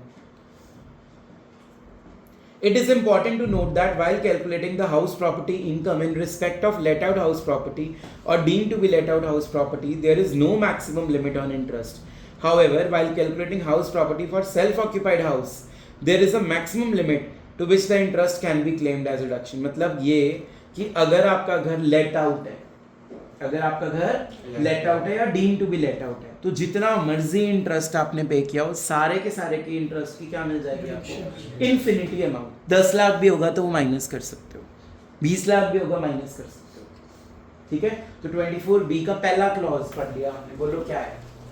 In case of let out या 24B, अगर आपका घर late out है या फिर deemed to be let out है, बोलते नहीं। Yes, sir. The answer is Infinite. infinite deduction आपको मिलेगा। आगे बढ़े? Yes, sir. In case of, अच्छा इन्होंने नीचे वही लिखा है ना दोबारा से व्याख्या, Sir. ठीक है। Self occupied house, annual, although net annual value is taken as nil in respect of self occupied house, yet interest on loan taken for purchase, construction, repairs, renovation of two such house properties still allowed as deduction under old tax regime. ये मैंने अभी आपको amendment बताई थी। The allowability of such interest is the benefit given to individuals and HUF. सिर्फ ये deduction किसको मिलती है? एक individual को और एक HUF को, because it will result into loss into the house property, which can be set off against other incomes of current, previous year or future previous year as per the rules जो हम अगले chapter में पढ़ेंगे। Maximum limit of interest, हमने इसकी date लिखी थी बेटा कल नोट्स में। एक- या तो लोन आपने 1 अप्रैल 1999 से, या इंटरेस्ट आप जो लोन है वो आपने 1 अप्रैल 1999 के बाद लिया है। पढ़ो, if the loan is taken before 1 April 1999, interest is allowed up to a maximum of 30,000 per annum. The purpose of loan may be construction, purchase, repair, renovation or extension. If the loan is taken after 1 April 1999 for purchase and construction, इसका मतलब जो 1 April 1999 के बाद का loan है ना बेटा, वो रिपेयर अलाउ नहीं करता। उसमें सिर्फ दो ही पर्पसेस हैं, एक परचेज और एक Construction. इसका मतलब अगर रिपेयर है तो सिर्फ उसकी लिमिट क्या है फिर 30,000। ये चीज अपने माइंड में लिख लो अभी। Yes, sir. दोबारा देखो 24B में हम क्या पढ़ रहे हैं, सेल्फ ऑक्यूपाइड। केस 1 क्या था, लोन इज बिफोर 1 अप्रैल 1999। बोलो कितना है मैक्सिमम अमाउंट? 30,000 अब लोन का पर्पस बता दो। रुपये। Purchase, construction, extension and repair, यही है रौनक। Yes, sir. अगर 1 अप्रैल 1999 के बाद में है लोन, आफ्टर, सेकंड केस बन गया। Yes, sir. कितनी लिमिट होगी मैक्सिमम? 2 lakhs. अब यहाँ पे पर्पस क्या है बेटा? Purchase and construction. सिर्फ परचेज एंड Construction. मतलब अगर रिपेयर वर्ड आ गया ना और डेट ये दे दी तो 2 लाख नहीं आंसर। क्या बन गया आंसर? 30,000। बात समझ आई नहीं कुछ? क्वेश्चन में ऐसे खेलेंगे तुमसे, दे दिया पर्पस ऑफ लोन रिपेयर और तुम्हें लगेगा लोन तो 2016 में लिया है, मतलब 2 लाख तक दे देते हैं रिडक्शन। तो रिपेयर के केस में 30,000 अमाउंट है मैक्सिमम। Am I clear? फिर डेट मैटर नहीं करेगी। चले आगे। वृत्ति, provided the following conditions are fulfilled. बताओ कल के नोट्स में हमने कंडीशंस लिखी थी। घर 5 साल के अंदर अच्छा वो 5 साल कहां से काउंट करूं? From the date when loan was taken. नहीं, यही तो गलती है End of तुम्हारी। financial year was taken. Loan was taken तो मान लो लोन 8 अगस्त को लिया मैंने एंड ऑफ 2020 में, तो अब 5 साल जब काउंट करने हैं ना बेटा, तो इस फाइनेंशियल ईयर के खत्म होने से 5 साल काउंट करने Yes, sir. 8 अगस्त 2020 से नहीं काउंट करना, हमने 31 मार्च 2021 से काउंटिंग शुरू करनी है। कितने साल में घर कंप्लीट होना चाहिए? 5 years. Getting my point? Counting कहां से करनी है? डेट ऑफ लोन से? No. No, that 5 years will be calculated from current financial year closing। देखो हमने कल नोट्स में वर्ड लिखा है CFY, करंट फाइनेंशियल ईयर, लिखा है कि नहीं लिखा? Yes, sir. ये अब लिख रही है। तो जब हमने लोन लिया वो जब उसका करंट फाइनेंशियल ईयर खत्म होगा ना, वहां से 5 साल काउंट करने हैं। सेकंड कंडीशन क्या थी? Sir. कि जो 5 साल के अंदर हमने इंटरेस्ट पे करा है वो प्री कंस्ट्रक्शन इंटरेस्ट। अच्छा वो प्री कंस्ट्रक्शन, चलो हम उसको बाद में पढ़ते हैं। आ जाओ बुक्स पे वापस। If the loan is taken on after 1 April 1999 to maximum of 2 lakhs, provided the following conditions are fulfilled: the construction or acquisition of house property, maybe 1 or 2 such self-occupied houses or flats or units, is completed within 5 years from the end of the financial year in which the capital was borrowed। ठीक है ना लाइको? 8 अगस्त से count नहीं होगा, 31 मार्च से counting शुरू होगी 5 साल की। The borrower obtains a certificate from the lender specifying the amount of interest payable. The certificate must also specify the purpose of loan, that is whether the loan was taken for the purchase of construction of house or 2 house, or refinance the earlier loan taken for the construction of purchase or house or houses। अच्छा रौनक, मेरा आपसे question है कि है बेटा, अगर मान लो मैंने एक लोन लिया घर बनाने के लिए, हाँ जी। मेरे को 5 साल तक मेरा घर बन जाना चाहिए, बन गया, हाँ जी। मुझे डिडक्शन भी मिल गई। मैंने अब एक और लोन लिया, इस लोन को उतारने के लिए क्या मुझे इसकी डिडक्शन मिलेगी? No, sir. वृत्ति हरजोत सिंह, मिलेगी। इसकी इंटरेस्ट जो नहीं को- मिलेगी। इंटरेस्ट की पूछ रहा हूँ मैं, मिलेगी? नहीं मिलेगी। मिलेगी। अभी यही तो पढ़ा भाई, रीफाइनेंसिंग मिलेगी। पढ़ो दोबारा, पढ़ो इंग्लिश, पढ़ो उसकी, पढ़ो दोबारा नलायक। दैट इज से पढ़ो, दैट इज से second line, whether the loan was taken for purchase or construction of house or two houses or as a refinance of earlier loan. प्रीति क्या हो गया आपको? लोन की अमाउंट लगा। अगला पैराग्राफ, फॉर रिपेयर्स, ये मैंने आपको बता दिया, अगर रिपेयर्स वर्ड आ गया तो 2 लाख को उठा के कितना कर देना? 30,000, शाबाश। Note, in case as an individual or HUF is taxed under new regime under 115 BAC 1A, he or she shall not be entitled to deduction of above interest on housing loan of 2 lakh or 30,000 as the case may be. ये मैंने आपको अभी amendment लिखवाई थी। क्या लिखवाई थी? वो नोट्स में से पढ़ना भी थी। 24B कब नहीं मिलता सेल्फ ऑक्यूपाइड के केस में? और if any winning. समझ गए? Yes sir. चलो अब आ जाते हैं प्री कंस्ट्रक्शन के ऊपर।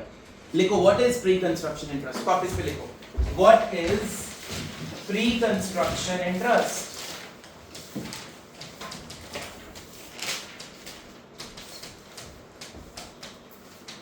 What is pre-construction interest?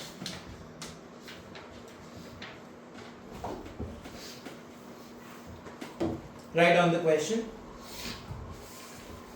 Date of loan है 1 अप्रैल 2021।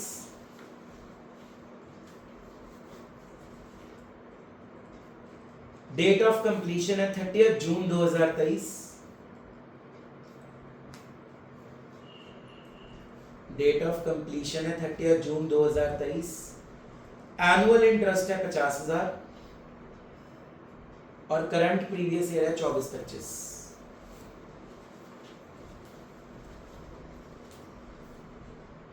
हाँ जी तन्मय बेटा, लोन कब लिया मैंने?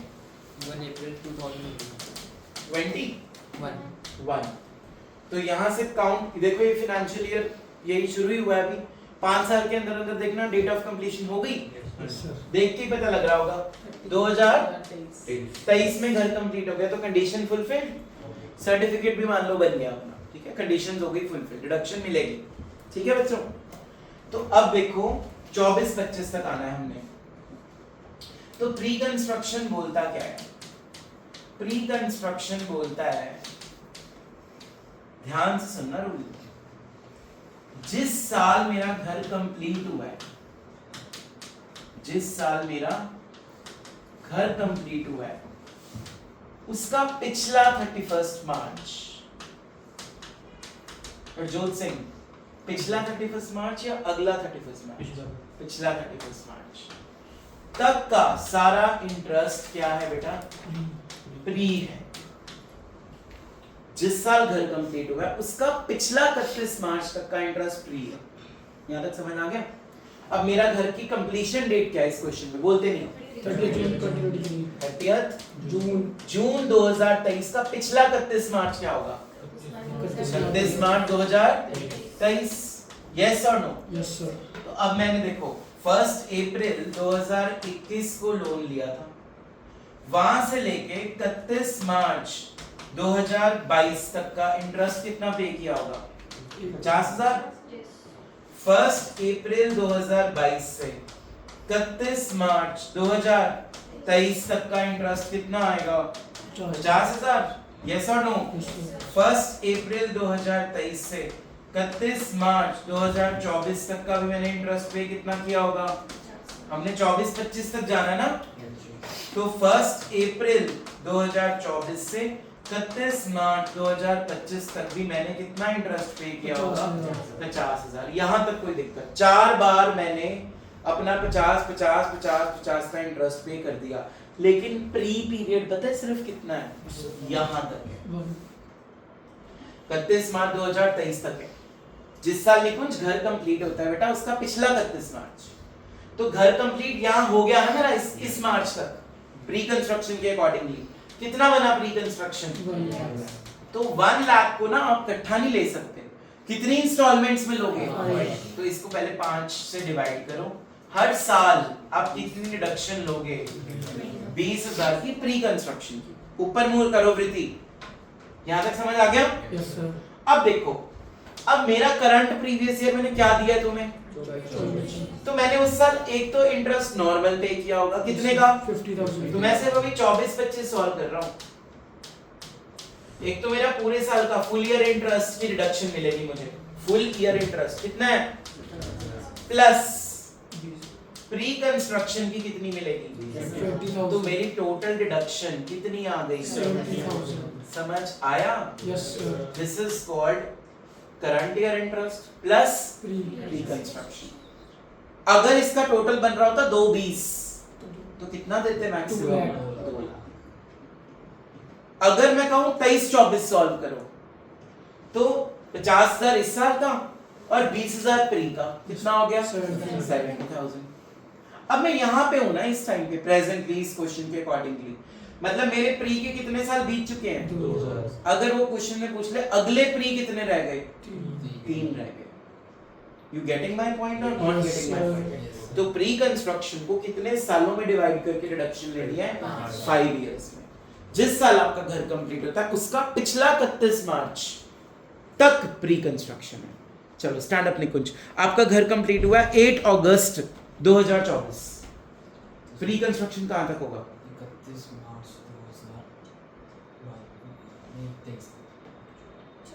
2000 क्या बोला मैंने क्वेश्चन क्या बोला है 8 अगस्त 2024 तो उसका पिछला मार्च 23 वाला होगा मार्च नहीं आया होगा 24 में आया फिर पिछले का मतलब ईयर थोड़ी पिछला लेना है भाई समझ गया क्या समझ गया अगली डेट बता 15 अगस्त 2023 सर 31 मार्च 2023 ठीक है 2 फरवरी 2023 2 फरवरी तो ये आएगी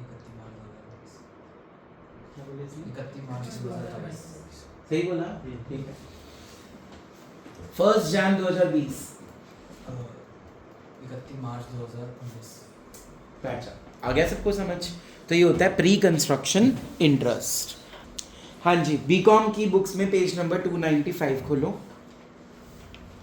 अदर इंपॉर्टेंट पॉइंट्स पढ़ेंगे पहला पॉइंट है basis of allowability interest on housing loan is allowed as reduction on accrual basis underline ये प्रैक्टिकल सीए में काम आएगा कई लोगों को लगता है कि अभी तो इंटरेस्ट पे ही नहीं करा तो उसकी रिडक्शन नहीं मिलेगी एक्रूवल बेसिस का मतलब क्या है ड्यू जब हो गया रिडक्शन ले लो 10 interest outstanding at the end of previous year underline is also allowed as reduction for that previous year even the assessee maintain books of accounts on cash basis the interest on housing loan should be allowed as reduction on accrual basis number 2 loan taken to repay the original loan ये मैंने अभी तुमसे discuss भी किया था क्या उसकी reduction मिलेगी yes is also allowed as reduction underline कर लो रौनक आपको ज्यादा जरूरत है interest on delayed payment of interest अब ध्यान से सुनना ऊपर मुंह करो मान लो मैंने अपने लोन की रीपेमेंट लेट कर दी या मैंने उसका इंटरेस्ट नहीं पे करा तो मेरे को ऊपर पेनल्टी चार्ज हो गई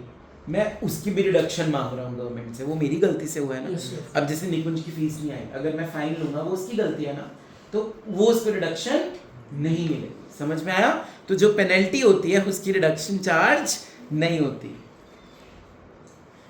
Who may be the lender? वो आपके घर वाले भी हो सकते हैं आपके फ्रेंड्स रिलेटिव भी हो सकते हैं लेकिन एग्रीमेंट चाहिए साथ में interest payable outside India important point for CA if interest on loan is payable outside India then deduction shall be allowed only if tax is deducted out of source out of such interest अगर आपने बाहर payment करनी है तो अगर आपने उसका TDS काटा है तो आपको रिडक्शन मिलेगी लेकिन अगर आपने टीडीएस नहीं काटा तो रिडक्शन नहीं मिलेगी हरजोत पॉइंट पता था बेटा In other words, if interest is paid without deduction of TDS, then it shall not be allowed as reduction. However, if the requirement of TDS is not necessary, if there is any person in India who may be treated as an agent or a lender of the lender under section who is in respect of such interest, अगर उसके भी आप पे lender ने कर दिया तो फिर वो चाहे TDS ना काटे फिर चलेगा. फॉर एग्जाम्पल रौनक ने अगर अपना एजेंट बनाया हुआ है नकुल को तो अगर वो उसके भी पे सब कुछ देख रहा है तो अगर रौनक ने TDS नहीं भी काटा तो हम नकुल से ले लेंगे. समझ आ गया तब ये रूल एप्लीकेबल उसके ऊपर नहीं होगा इंपॉर्टेंट था ये एप्लीकेबिलिटी ऑफ मैक्सिमम लिमिट मैंने आपको बता दी कितनी थी 2 lakh loan taken to repay outstanding interest on housing loan interest on such loan is not allowed as reduction अगर आपने कोई लोन लिया है रीपे करने के लिए इंटरेस्ट को लोन को उतारने के लिए नहीं इंटरेस्ट को उसकी रिडक्शन नहीं है कंफ्यूज करते हैं दोनों पॉइंट इनको अच्छे से मार्क कर लो चले आगे yes sir Interest on loan shall be allowed as reduction out of net annual value for which the loan is being taken. Thus, interest on loan for house A shall not be allowed as reduction out of the net annual value of house B. जिस घर का loan है उसी घर से उसको क्या करेंगे, minus. Interest on money borrowed for the payment of municipal taxes. अगर आपने म्यूनिसिपल टैक्सेस को पे करने के लिए लोन लिया है वो माइनस नहीं होगा. क्लियर है? With effect from, क्लियर है? Yes, sir. With effect from 22, if the assessee is taxed under new regime, the reduction of 24B in respect of interest on housing loan for self-occupied house property for acquisition or repair shall not be allowed. ये मैंने आपको amendment लिखवा दी. However, 1155 BAC does not restrict the allowability of interest on housing loan. Underline करो इसको. In respect of, अभी तुम समझाओगे मुझे ये. In respect of a let out or deemed to be let out house property, thus even if assessee is taxed under new regime, interest on housing loan in respect of let out or deemed to be let out can be claimed as deduction. Sir इसमें ये है कि अगर self occupied है तो deduction मिलेगी अगर वो ऑप्शनल में है सर. अगर Old में है. ओल्ड में है, अगर न्यू रिजीम में है सर तो उसको कोई डिडक्शन नहीं मिलेगी. लेकिन सर अगर deemed लेट आउट या डीम टू बी तो मिल तो दोनों में जाएगा. ही सिर्फ सेल्फ ऑक्यूपाइड में 24B नहीं मिलेगा न्यू वालों को. वही अमेंडमेंट की कहानी बताई गई है. वैभव ठीक है, चलो बेटा लिखो एक क्वेश्चन कॉपीज पे. Mr. Tanmay built a residential house. Mr. Tanmay built a residential house at Hyderabad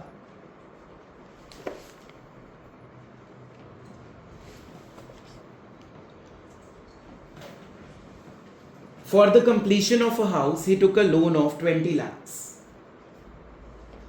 For completion of the house, he took a loan of 20 lakhs from a bank as under. 3 loan लिए हैं उसने, number 1, number 2, number 3 डाल लो. पहला loan लिया उसने 1 मई 2018 को. 1 मई 2018 को 8 लाख का लोन है, 10% इंटरेस्ट है पर एनम. सेकंड लोन है 1 नवंबर 2019 को. 1 नवंबर 2019 को 8 लाख का लोन है 9% पर एनम पे. तीसरा लोन भी लिया है भाई साहब ने 1 जनवरी 2021 को.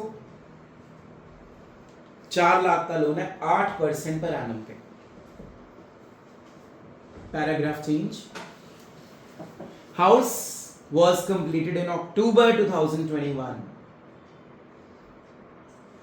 House was completed in October 2021 and since then it is occupied for residential purpose of his family. Occupied for residential purpose for his family. Paragraph फिर से change. He repaid ₹4 lakh to the bank. उसने repayment भी करी है 4 लाख की bank को on 1 दिसंबर 2024. 1 दिसंबर 2024 को. And the bank adjusted this amount. Vaibhav हाथ नीचे, नोट दोगे बेटा बालक में. Against the loan of 2018.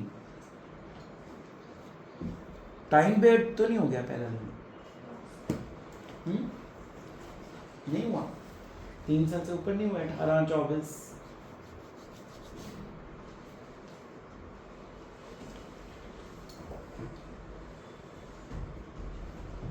वो इस चीज में नहीं देखते. 2018 अगेंस्ट के लोन के अंदर 4 लाख रुपए की पेमेंट हुई है. Determine the amount of deduction admissible under section 24. Use old regime.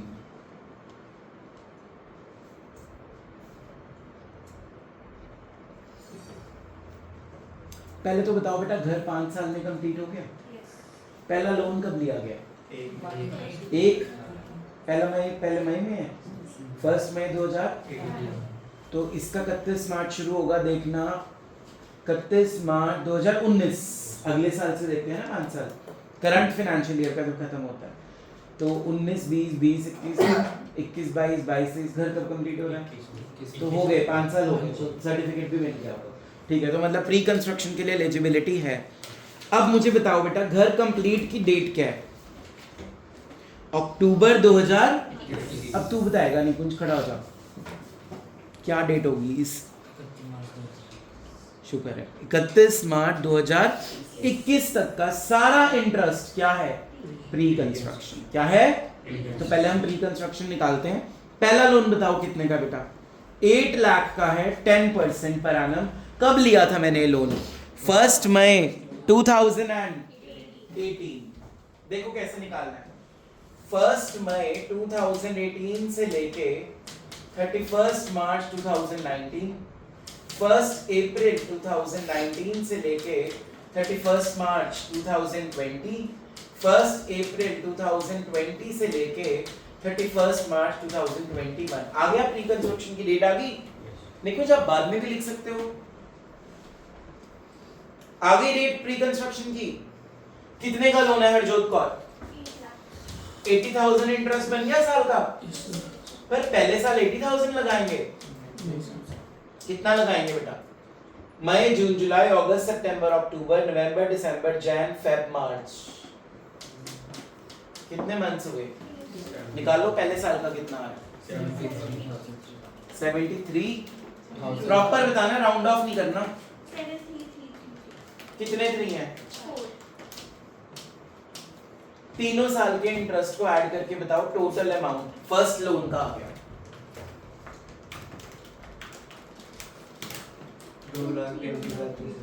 2,33,333 रुपए ये बनेगा फर्स्ट लोन का इंटरेस्ट लिखना नहीं है नकुल अभी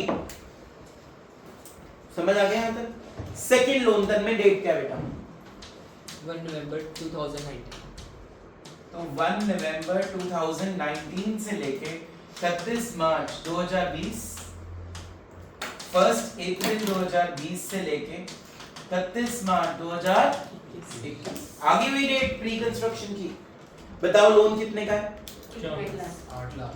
8 लाख पे 9% 72,000 एंड 72,000 बट पहले वाले को पूरा 72 मिलेगा नहीं कब लिया लोन नवंबर में नवंबर दिसंबर जैन फेब मार्च 5 महीने 30 लाख टोटल सेकंड का भी बता दो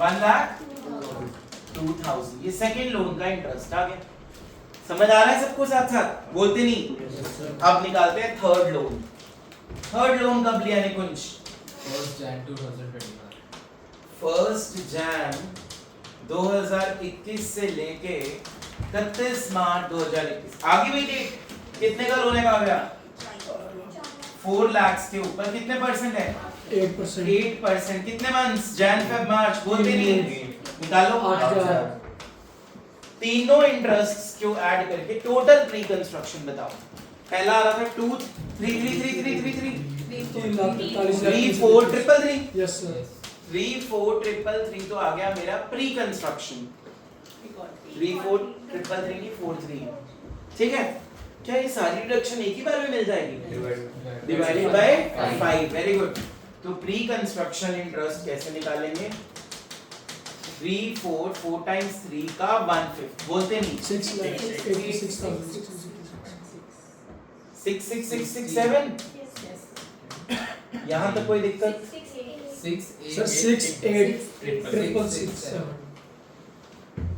6 लाख 86,000 6 6 7 है ना ट्रिपल 6 7 है 6 8 6 6 7 is pre construction instalment of 5 years yes और नो अच्छा अब हम कौन से साल के लिए सॉल्व करेंगे ये तो प्री कंस्ट्रक्शन निकाला है अभी तुम कौन से साल में जी रहे हो 25 26 में जी रहे हो उसका प्रीवियस ईयर क्या होगा 24 25 अब वहां का एक पॉइंट पढ़ो तुमने कोई रीपेमेंट करी है कौन सी डेट पे 1 दिसंबर 2024 को तुम्हारा जो एक लोन था पहले वाला वो 8 लाख का चल रहा है ना देखो ध्यान से करंट प्रीवियस ईयर पे आ गए हैं हम 2024 25 ठीक है बच्चों मैंने 4 लाख रुपए ना रीपे कर दिए 8 लाख में से लेकिन रीपे करे कब है? 1 1 दिसंबर 2024, ठीक है। तो अगर मैं पहले 8 लाख पे पूरा इंटरेस्ट निकाल लूं पूरे साल का, कितने परसेंट था बेटा उसमें? 10%। कितना बनता है ये? ठीक है। 4 लाख पे 4 लाख रीपे हो गया, तो उसके इंटरेस्ट को माइनस कर दें तो भी आंसर सेम आएगा। या आप दोनों को 4-4 लाख में मंथ्स लगा के देख लो। जैसे फॉर एग्जांपल अप्रैल, मई, जून, जुलाई, अगस्त, सितंबर, अक्टूबर, नवंबर, 1 दिसंबर को पे किया या 31 को? तो 9 महीने 8 महीने का लगा दो 4 लाख से पहले, फिर जो रिमेनिंग 4 लाख रह गया उस पे कितने मंथ्स का लगा दो? क्यों? नहीं, चार। हाँ फुल लगाएंगे। क्यों लगाएंगे फुल बताइए? पर 4 लाख तो बचा हुआ है ना अभी। 4 लाख भी दे रहा है। रौनक क्योंकि जो 4 लाख था सर वो नवंबर के बाद हुए, तो उस पे हमने लगा दिए, मतलब कि 4 लाख पहले लगा दिए, और जो 4 लाख है वो तो सारे साल रहे हैं सर हमारे ऊपर लोन। हाँ वेरी गुड। तो एक 4 लाख पे पूरे साल का लगा दो, तो दोनों को क्या कर दो? ऐड कर दो, तब भी तुम्हारा इस साल का इंटरेस्ट आ जाएगा। एक बारी ट्राई करो जल्दी से, अपना अपना करना और मेरे से आंसर मैच करो। कितना आता है तुम्हारा इंटरेस्ट पहले लोन के ऊपर? चलो बच्चों देखो कैसे निकालेंगे। पहले वाला लोन जो था, see on the board everyone of you, दोनों मेथड सीखेंगे। टोटल लोन कितने का था? उस पे 10% साल का इंटरेस्ट कितना बनता है? 80,000। मैंने 4 लाख की रीपेमेंट कर दी इनटू 4 मंथ्स। मैंने रीपेमेंट कब करी है बेटा? 1 दिसंबर। तो दिसंबर, जैन, फेब, मार्च, कितने मंथ्स हो गए? इसको करके आता है 1333। Yes sir. तो ऐसे भी आपका आंसर आ जाएगा 66667। ठीक है। अब एक बुक वाला मेथड है। बुक वाला मेथड क्या बोल रहा है बोलो तुम में? पहले क्या करेंगे? 8 लाख के ऊपर इंटरेस्ट निकालेंगे 10% फॉर 8 मंथ्स। Yes sir. ऐसे किया है? कितना आता है करके? 5333 चार एक और दिए भी सर, है। 4 प्लस अब रीपेमेंट के बाद कितना रह गया बैलेंस? 4 lakh 10% for 4 months. कितना आ गया है? 1333। तब भी देखो आंसर क्या आ रहा है? सेम। मैं तो इस मेथड को सही बोलता हूँ। ठीक है, बाकी आपकी मर्जी, आप जैसे मर्जी इंटरेस्ट निकाल लो। तो ये आ गया पहले लोन का करंट प्रीवियस ईयर का इंटरेस्ट 66667। चले आगे। सेकंड लोन कितने का लिया था वृद्धि? 8 लाख पे 9%, कितना बना? 72,000। उसकी कोई रीपेमेंट तो नहीं हुई ना? तो सेकंड लोन पे कितना बनता है? सेकंड लोन का इंटरेस्ट करंट प्रीवियस ईयर का 72,000। थर्ड लोन का 82,000। अब वो पूरे साल का लगेगा। हाँ जी। अब 3 मंथ्स ना लगा देना, 24-25 में निकाल रहे हैं उसका। कितने का लोन था? 4 लाख। 4 लाख पे इंटरेस्ट रेट 8%। 32,000। अब लोन 1 का इंटरेस्ट प्लस लोन 2 का इंटरेस्ट प्लस लोन 3 का इंटरेस्ट प्लस प्री कंस्ट्रक्शन का 1/5 जो निकाला था, उन सबको ऐड करके अपने कैलकुलेटर्स पे मुझे एक वैल्यू बताओ। Let us do first. 239,334 they they reduction. Maximum कितनी 2 लाख। 2 लाख। समझ आ गया क्वेश्चन? क्वेश्चन तो भी कंप्लीट ही नहीं हुआ। ग्रॉस एनुअल वैल्यू कितनी नूतन में इसकी?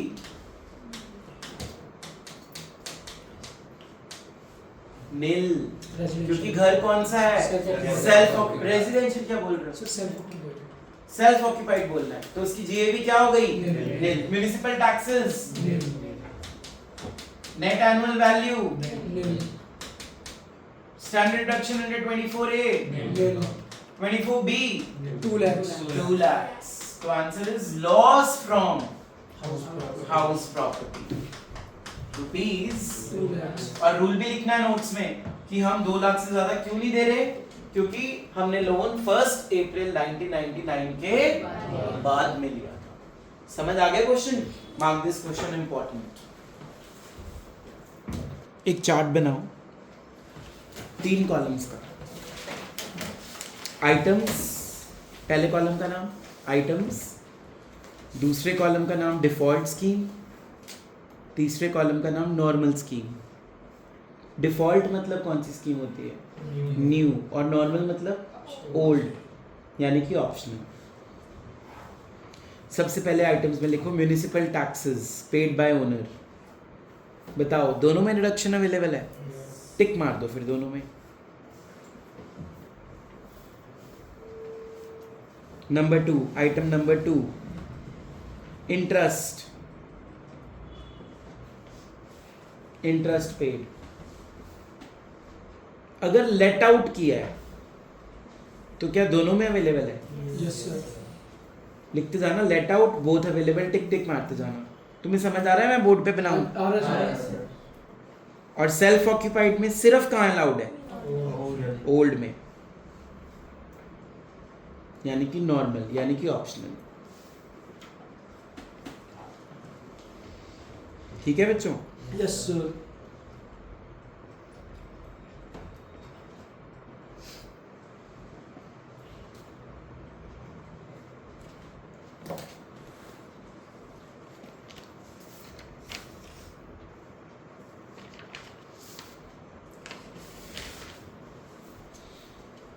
बस ये चार्ट खत्म हो गया, नीचे आ जाओ।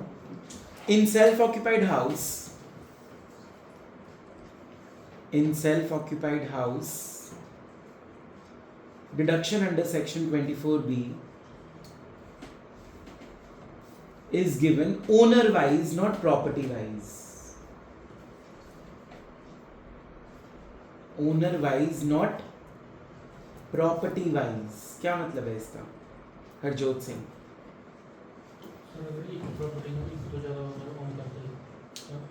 तो सबको 2-2 लाख की रिडक्शन मिलेगी।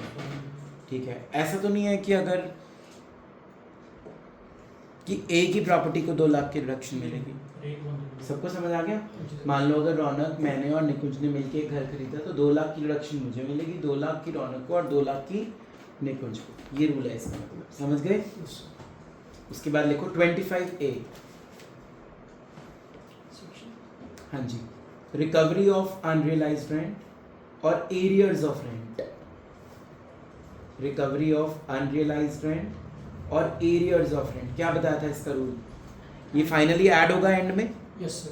पहले GAV निकलेगा, फिर म्यूनसिपल टैक्सेस माइनस होंगे, NAV निकलेगा, 24A माइनस होगा, फिर 24B माइनस होगा, एंड में ये रिकवरी क्या हो जाएगी? पर इसका भी एक रूल है, पहले स्टैंडर्ड डिडक्शन इसमें से भी क्या होगी? तो लिखो number 1, recovery of arrears of rent is added in the year of receipt, after deducting 30% standard deduction. After deducting 30% standard deduction. Year of receipt लिखा है तूने? Good for you. ये लिखा even if you are not the owner now. अभी तो लिखना है आप लोग। Number 2, it will be added even if you are not the owner of the property now. It will be added even if you are not the owner of the property now.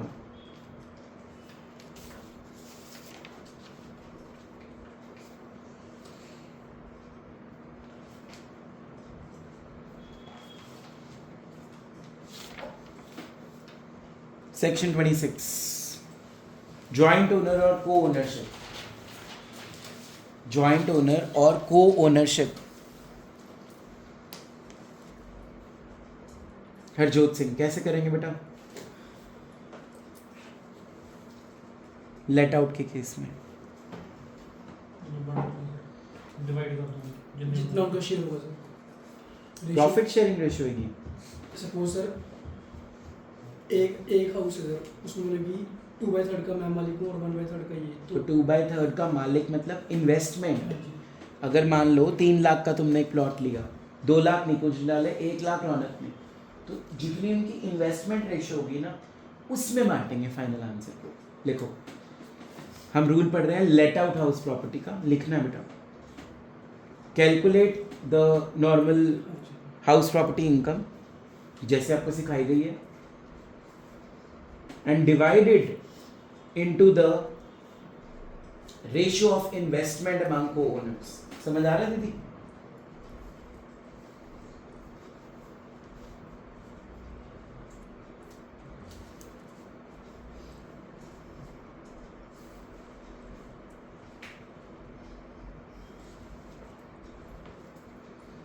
Interest on loan को कैसे बांटेंगे रौनक? Sir same ratio अगर मान low self occupied property है तो GAV तो क्या हो गई उसकी, तो को ओनर की मैक्सिमम रिडक्शन कितनी मिलेगी उसको? 2 lakhs। ठीक है, लिखने की जरूरत नहीं है, कॉमन सेंस है। और अगर deem to be let out है तो इनफाइनाइट, 24B का Yes, रेट sir. क्या था? इनफाइनाइट। और अगर सेल्फ ऑक्यूपाइड है या deem to be self occupied है तो 30,000 रिपेयर्स के लिए यस सर या बिफोर 1999, और अगर 1999 के बाद है परचेज और कंस्ट्रक्शन के लिए तो कितना मिलेगा? 2 lakh। ठीक है, with this your house property is fully completed।